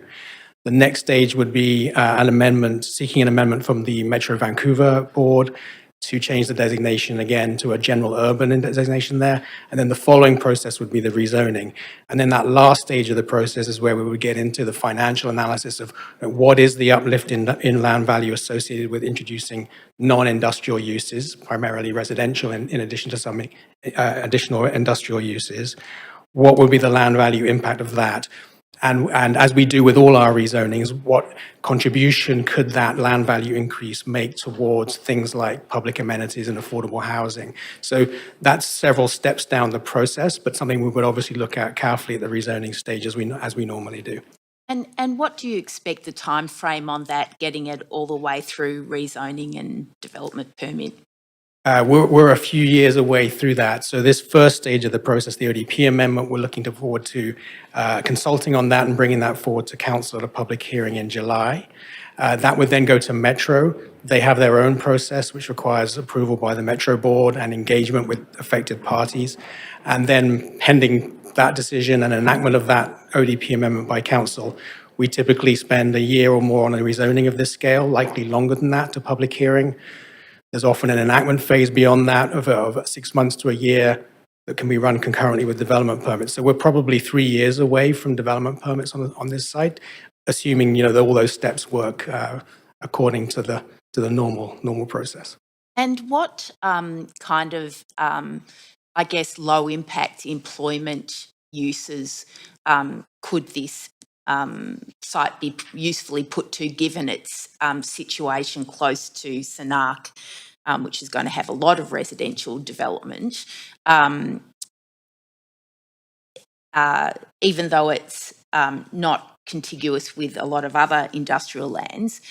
What employment opportunities could it be used for if the market conditions, say, were different in a few years' time? Yeah, so I mean, to be determined through the process and ultimately secured through the rezoning, but some thoughts for now in terms of sort of lighter industrial uses, things like laboratories, creative products manufacturing, production studios.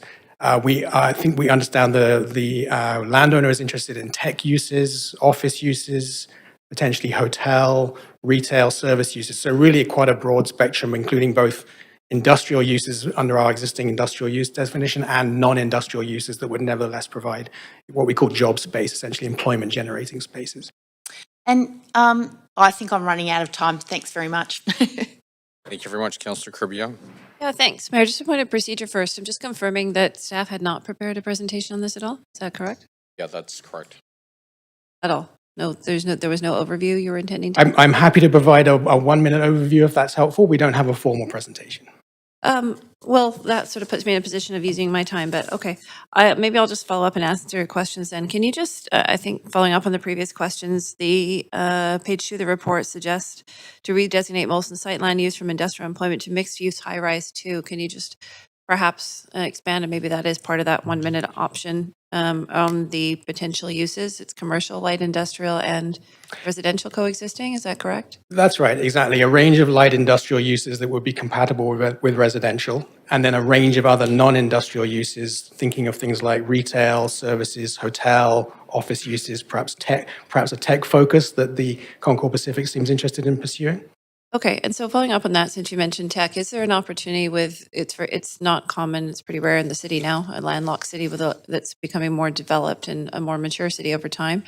Is there an opportunity with a large site like this to be very intentional about that type of use, whether it's tech or a specific type of light industrial or creation of a precinct, for example, that might support a particular sector of our economy? Yes, I think that's right. I think that's one of the things that makes this site stand out is its size and therefore the opportunity to create a critical mass that might be particularly focused on one sector. And again, I mentioned tech, and we partly, obviously, or significantly in the interest of the landowner to bring forward the mix of uses that they're interested in doing. But yes, a critical mass on a large site like this could form a cluster. Okay, and as part of the process, would staff be engaging in that dialogue with the landowner? Certainly, yes. Oh, absolutely. Yeah, through the landowner and all affected parties as under recommendation A, the direction to engage with all affected parties, but the landowner, of course, being one of those. Okay, 2 more questions. If the site's current designation remains, what's the likelihood that it would be used based on its current zoning? Well, we think it's unlikely that it would be used for heavy industrial uses. We don't consider it to be suitable for heavy industrial uses given the increasingly residential context and really the lack of connection that the site has to the trucking network, particularly the highway network and the rail network.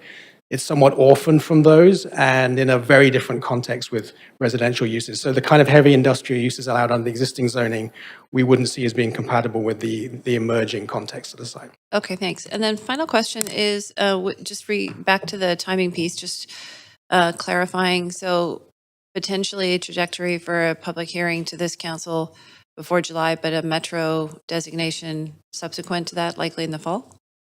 That's right. That's the intention. We would formally apply to Metro for a change to the regional growth strategy, pending council's approval and principle of public hearing on the ODP amendment.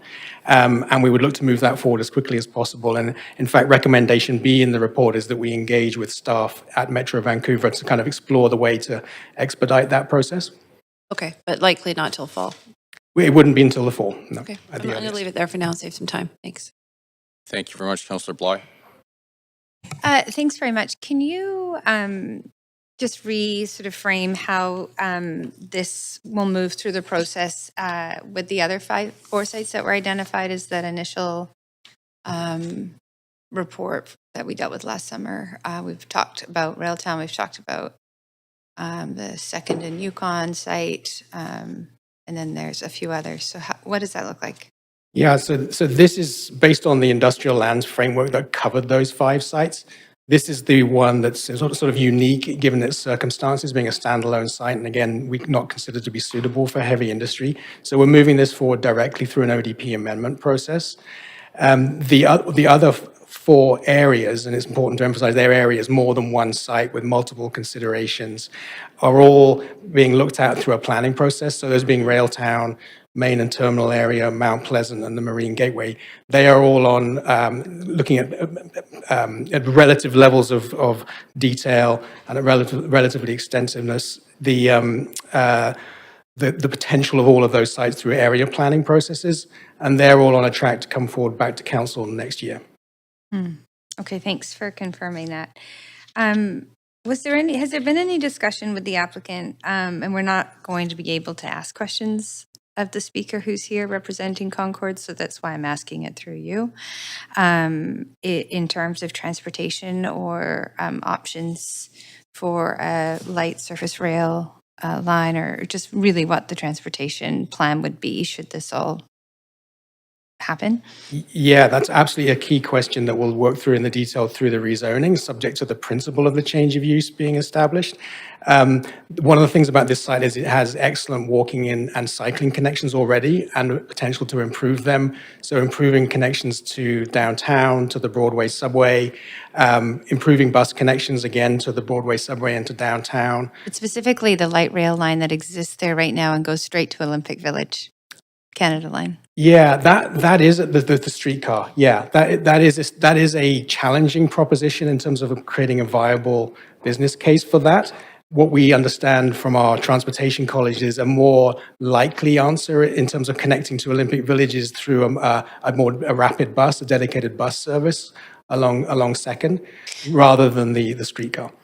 Is it possible to have a sort of a fulsome report back on that? Because I know we've actually received proposals from some light rail, surface rail companies that have sort of shown significant interest and also capital investment in that light rail line that may have not seen the light of day, if you will, but maybe should be considered given the size of this development adjacent to Sanok.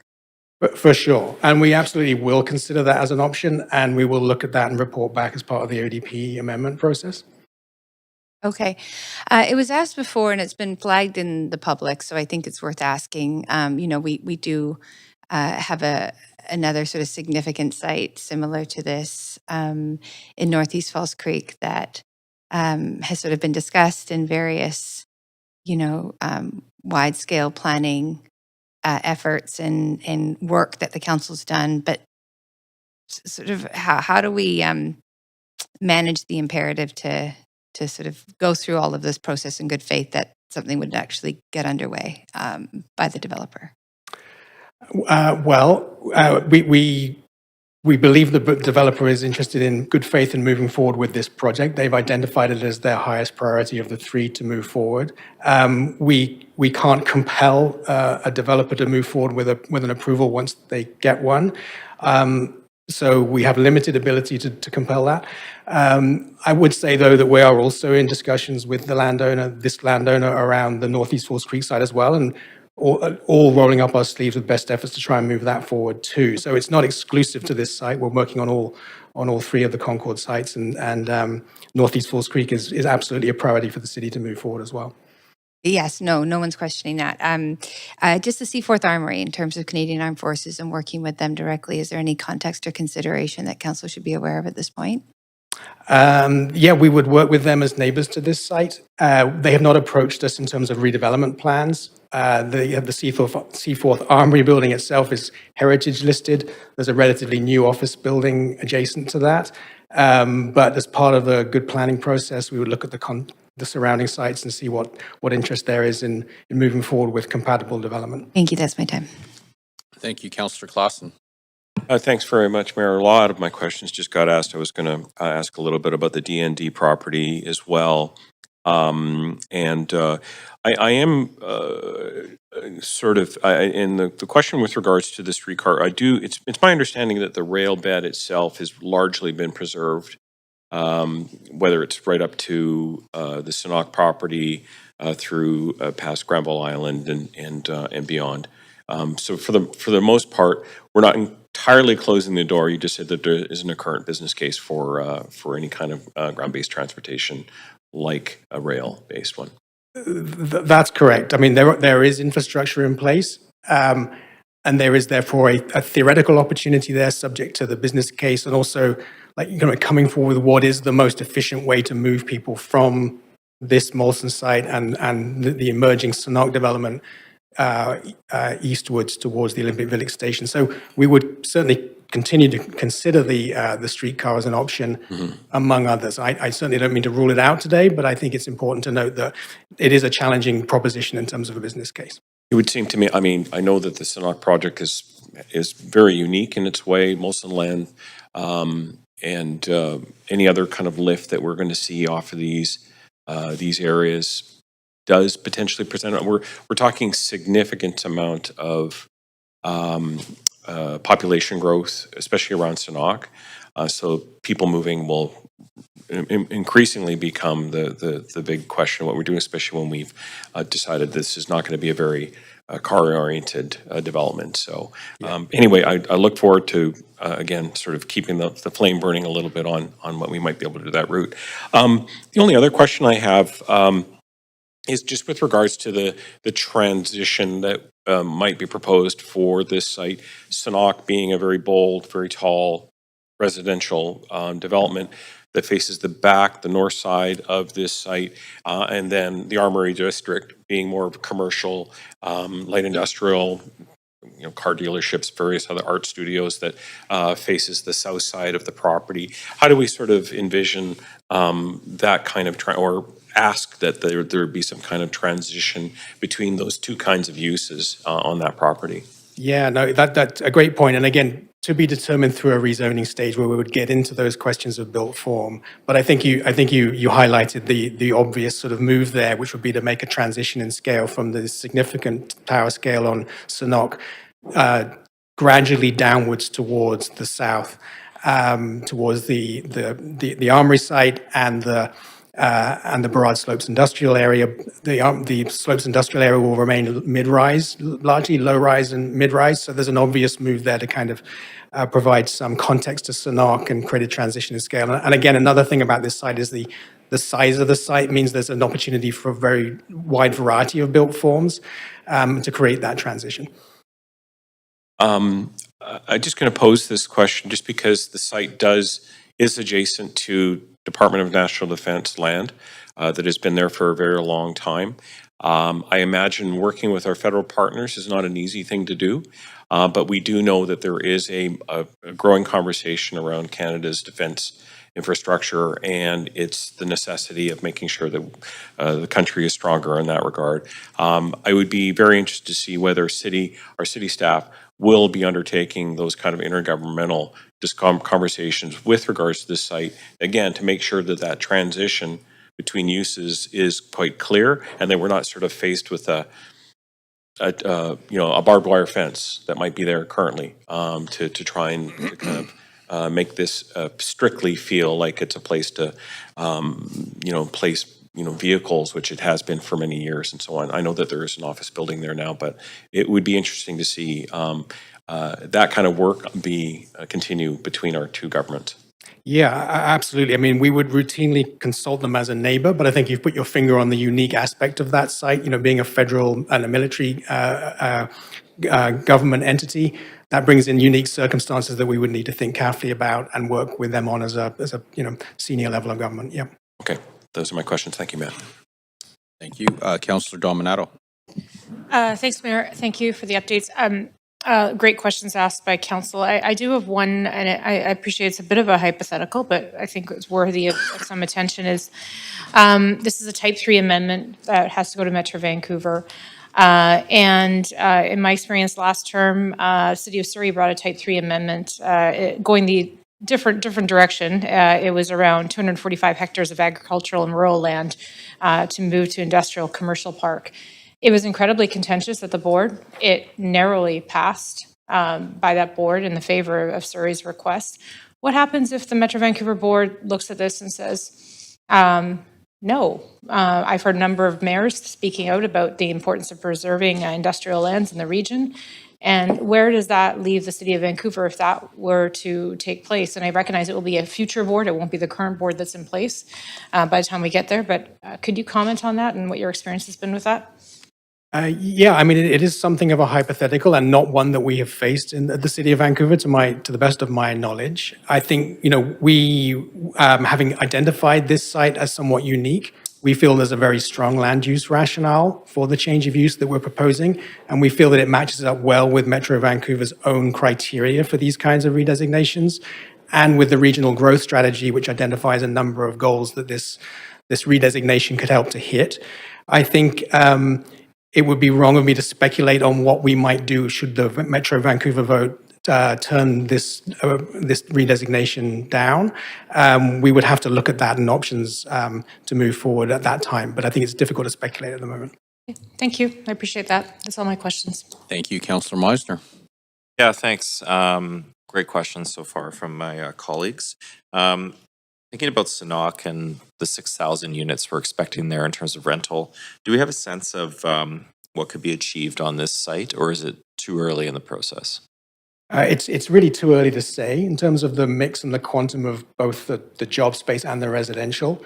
I think we could probably say that even with a very substantial amount of non-residential space, there is probably scope on a size like this in a central location like this to introduce several thousand units, but the number is very much to be determined through the rezoning process. Okay. And are there any, requirements at this stage when we're going to seek this amendment from Metro around the tenure of the housing that would be on this site, like rental or strata?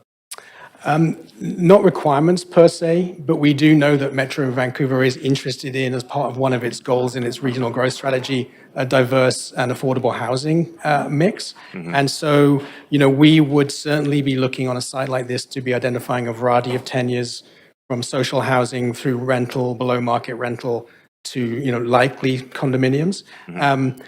The exact mix to be determined again through the rezoning stage. We have policies that apply to sites like this, large sites like this in the city routinely, and that includes a mix of that kind. But the exact percentages would have to be determined through the rezoning. Okay, but that policy requiring that mix that you just mentioned, that would be articulated through this process to Metro? That's right. Exactly. Okay, great. That's it for me. Thanks. Thank you very much, Councillor Orr. Yeah, thanks for the report. Lots of great questions. Some of them of mine have been asked, but can staff provide a sort of estimate of the value of the removal of the view corridors over St. Paul's and its North Falls Creek's sites? I really wouldn't be able to speculate on that. Not an analysis that we have done. We can certainly do some analysis of the additional height achievable on both of those sites with the view cones removed. Okay. But it would be challenging to turn that into a dollar figure immediately. Certainly, I wouldn't want to speculate that on. For sure. No, I'm just trying to get a sense of how we're sort of working with these three sort of unique sites. Are we leveraging them against each other sort of to provide the maximum benefit, or are they kind of in isolation? Well, I think we're looking at all of them in isolation on their own merits and the opportunities they create to deliver on the goals that we have as a city, the planning goals we have as a city, whether it's job space, affordable housing, other public benefits. So we don't really look at them as a portfolio as such. They're all quite different, but we certainly do look at them consistently to see how they can deliver on public objectives that are in council policy. And then just shifting to sort of Mount Pleasant, do we have an estimate of the number of new jobs that were generated from that densification that has, kind of been rapidly happening since the 2010s? I might ask my colleague Chris Robertson to try and address that. Yeah, Chris Robertson, Director of Citywide and Regional Planning. We have done some initial work through the Broadway plan. I don't have those figures here with me today, but certainly could get them to council. Okay, thanks. That would be cool. And then just sort of in general, are job-related rezonings? This could be for Chris too, or sort of. Are we seeing a rise or a fall in specific sort of job-related rezonings?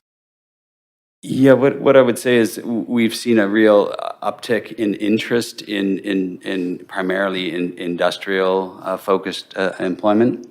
Obviously, with the office market downturn, that has declined, but the industrial side of our portfolios hasn't, and we see strong,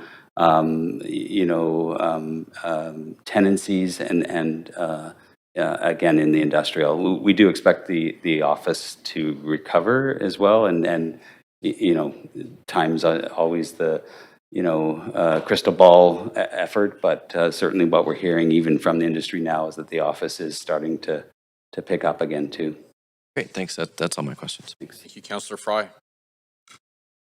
Yeah, so I had to go back in time because I actually, in 2016, I wrote about this when I was doing some research work for Adrian Carr when the purchase first happened.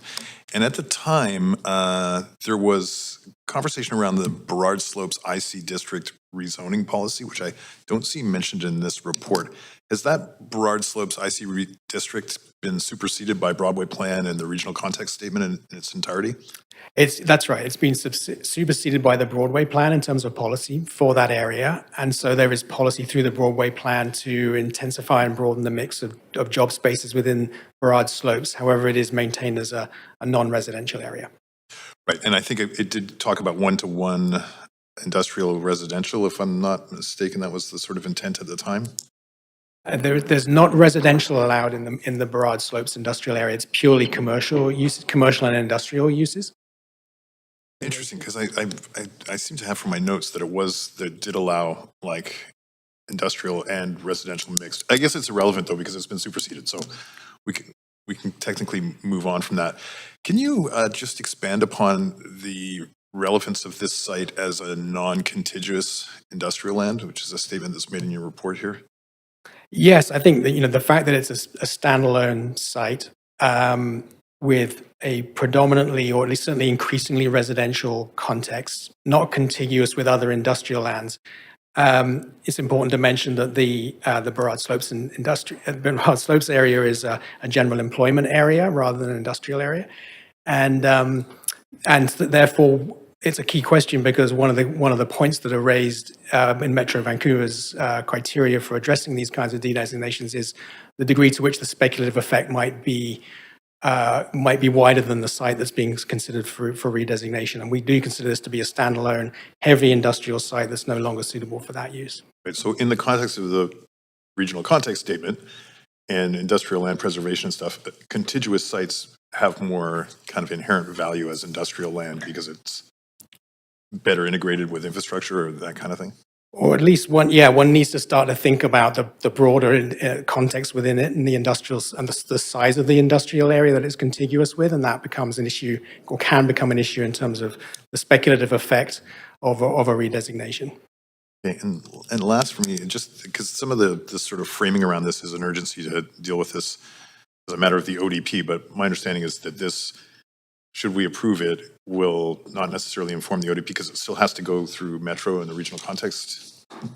That's right, it does. So really what's before council today is a recommendation to initiate the first of a three-step process, and that is to amend the upcoming citywide official development plan that will be coming forward to council for consideration in March.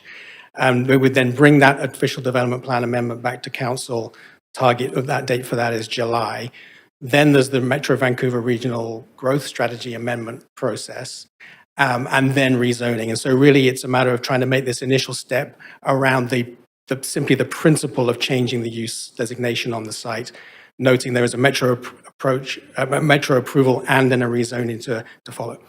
But that needs to be in this ODP that we're mandated to provide the province or by the province. That's right. So we are not bringing forward this change within the first iteration of the ODP that's coming forward to council in March. And the reason being that then it would be offside with the regional growth strategy and require the whole citywide ODP to be subject to a Metro Vancouver approval, which would jeopardize our provincially mandated deadline of getting the ODP in place by the end of June. So we're doing it subsequent to the first iteration of the citywide ODP being approved by council. Okay, that does make sense, but Thank you very much. Okay, so we're going to hear from registered speakers for this report. Public speakers should state whether they are in support or opposition of the recommendations and may only speak once. I'm also going to ask speakers if they are residents of Vancouver, if not noted. So our first public speaker is Peter Webb.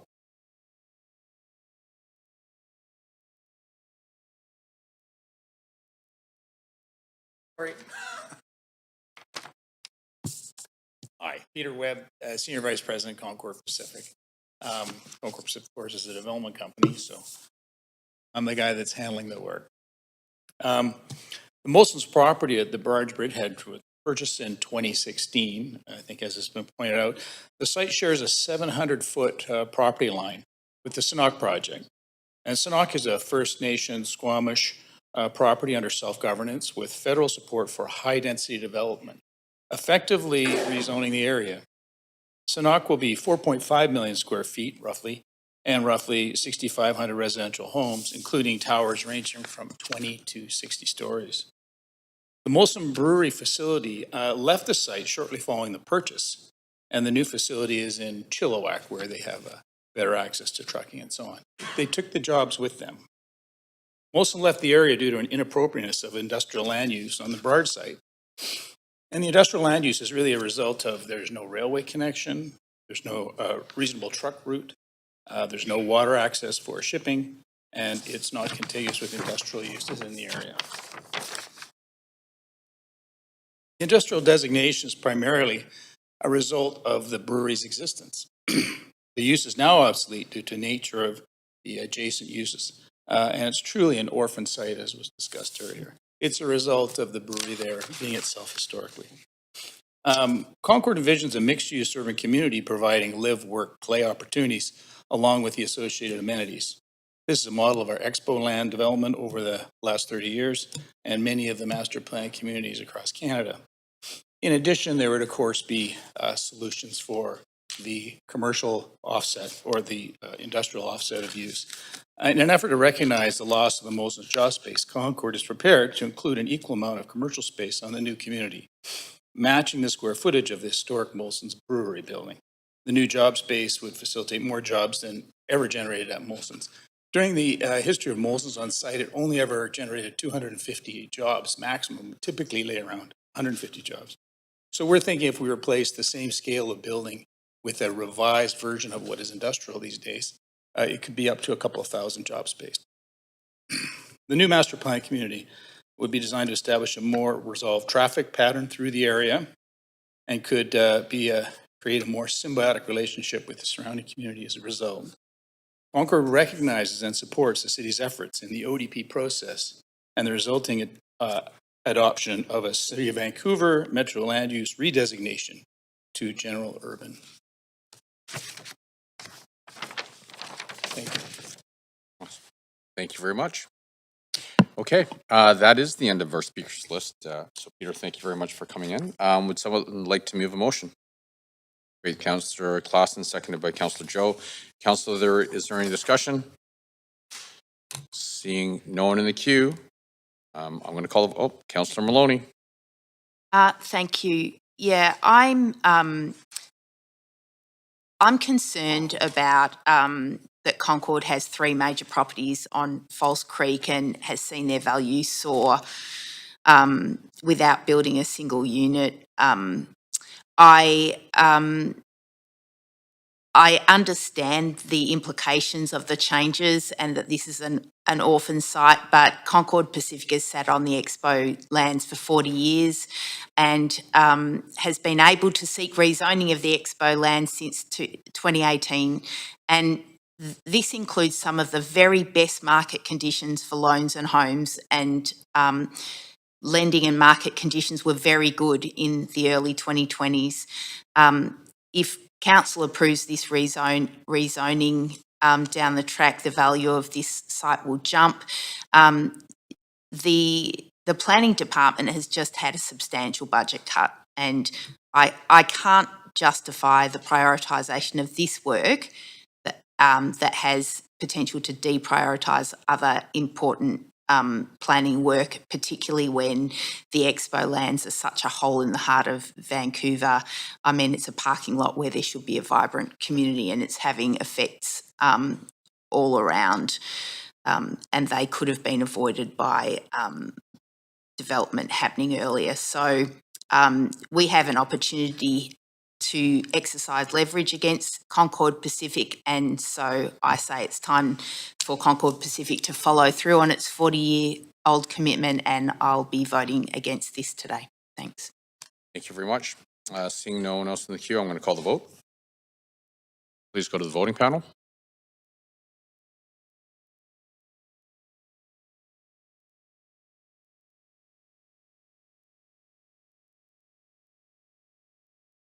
Great. And that passes with Councillor Maloney in opposition. That completes report number 6.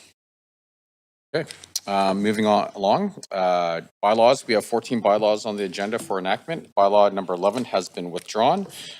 Before we begin this agenda item, if anyone believes they have a conflict of interest, now is the time to declare it. Does anybody have a conflict to disclose?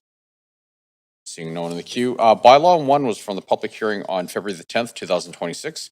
Councillors Fry, Klassen, Orr, and Mayor Sim were absent for this item at the public hearing. Councillor Fry, have you reviewed the proceedings and will you be voting on the enactment? Great. Councillor Klassen? Councillor Orr? Great, and I have not and I will not. Would someone like to move the motion to adopt bylaws 1 through 10 and 12 through 15? Councillor Klassen, seconded by Councillor Kirby-Young. Is there...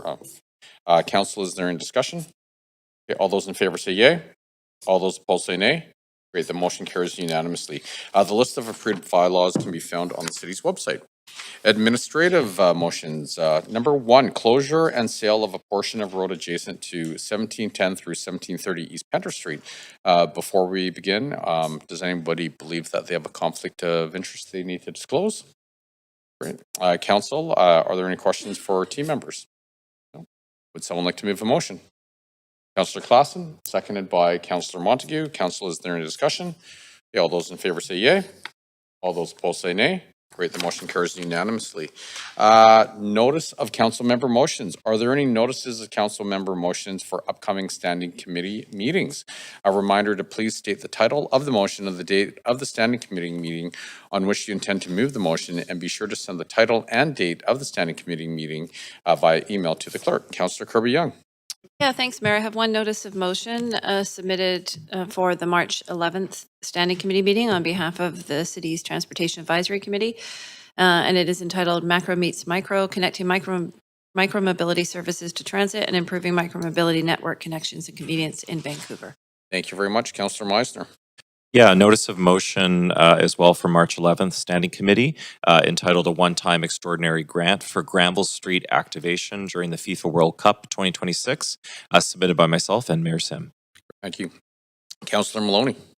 Yeah, I'd like to give notice of motion on motion for, I think, the March 11th meeting, which is cheap, easy and everywhere, unlocking the full potential of shared mobility to reduce traffic congestion across Metro Vancouver. Thank you. Councillor Orr. Yeah, thank you so much. I also have notice of a motion on March 11th, advancing the right to food and public food infrastructure. Thank you very much. Councillor Maloney. Sorry, can I just make a correction to that? Councillor Orr is co-moving that. I forgot to mention that. Thanks. Thank you very much. Okay, seeing no one in the queue, I'm going to move on from members' motions, and we're going to move into new business. We have one item of new business on the agenda today, and that's requests for leaves of absence. Now, this motion has been circulated to council at the beginning of the meeting and is available on the screen. So let's just make sure everyone can see it.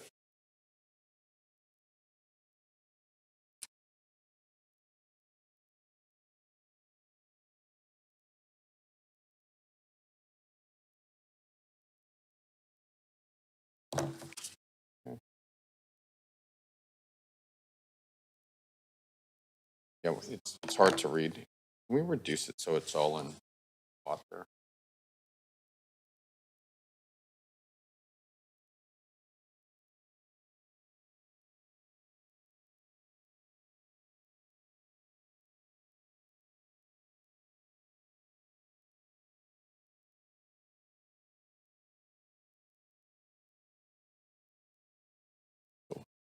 Look, Councillor Kirby Young. Yeah, thanks. I sent in one this morning that I thought the clerks were going to add to the new business item. It was for this evening from 5 p.m. On civic business, and I just couldn't see it in that list scrolling. Is it there? So, okay, so that one is in there. Okay, Councillor. Thank you. Appreciate it. You're good? Yeah. Councillor Dominato. Similarly, I sent one in for March 12th. I don't see it reflected, but if I've missed it, please let me know. It was March 12th for civic business all day. It's a council reserve.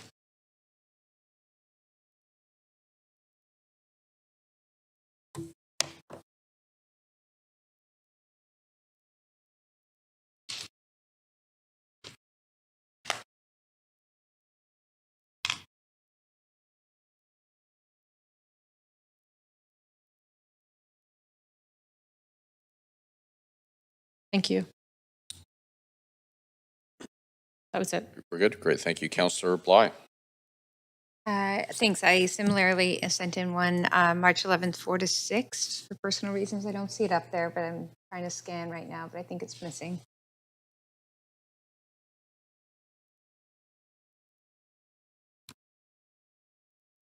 Thank you.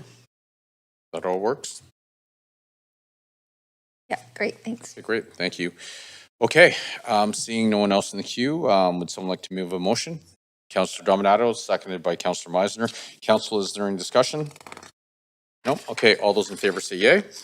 All those opposed say nay. Great, the motion carries unanimously. Council, are there any other items of new business? Councillor Joe. Yeah, thanks, Mayor. So as we know, this past Sunday, Chinatown came alive with the other matters. No, I this heard new that business. other matters. Okay, so yeah, as we know, the past Sunday, Chinatown came alive with the Lunar New Year parade with over 100,000 people attending.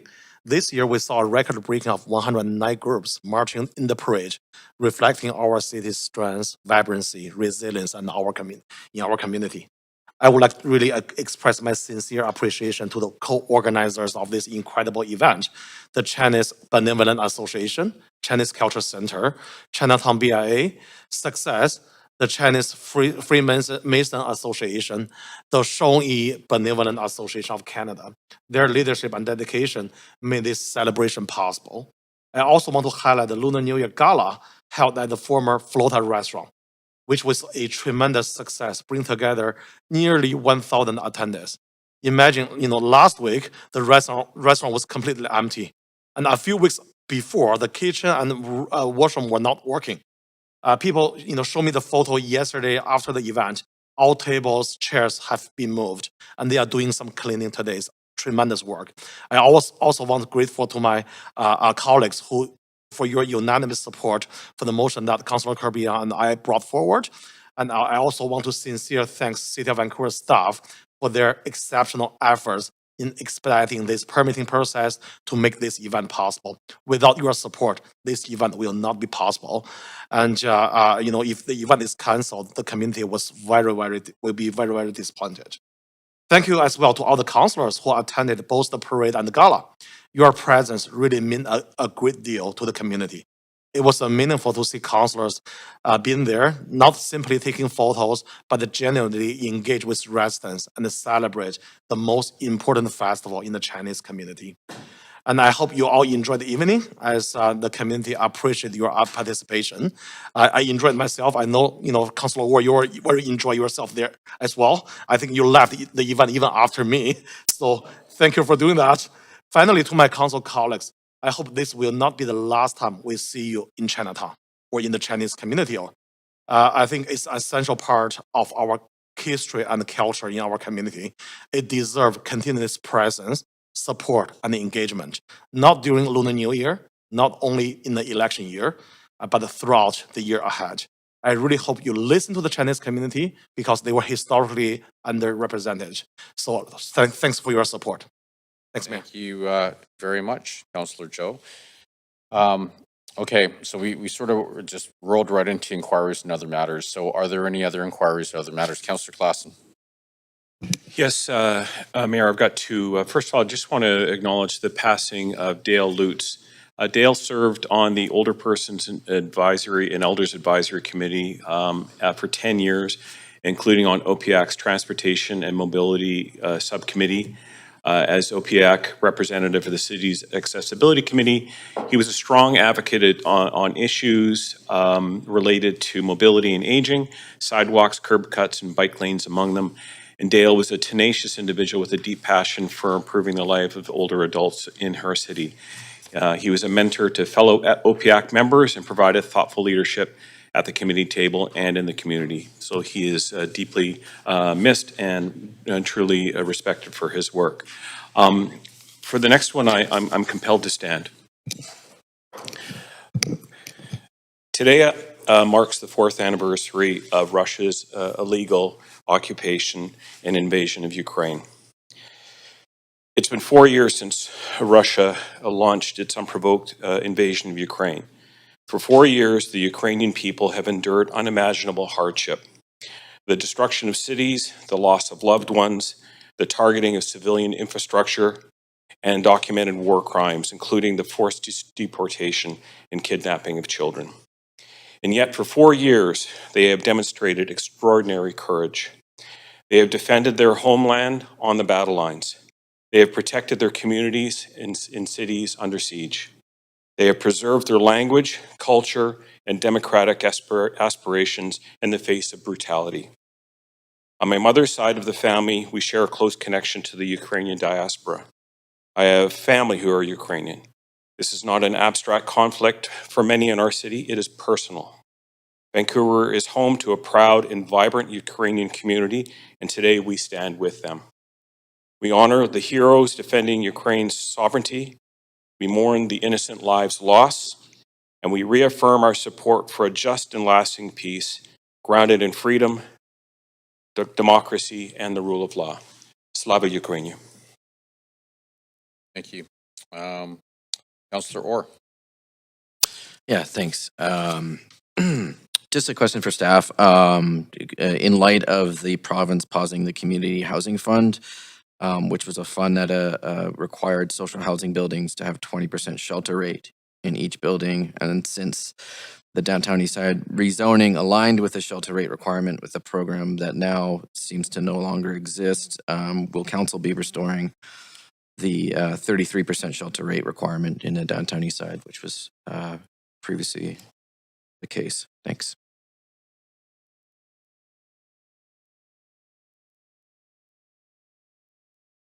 You can get that. I wish I could answer that more fully, Councillor Orr, but I actually can't this time. Okay. Thank you very much. Seeing no one else in the queue, can we have a motion to adjourn? Councillor Dominato, seconded by Councillor Klassen. All those in favor say yay. All those opposed say nay. Great. The meeting is adjourned. Thank you, everyone.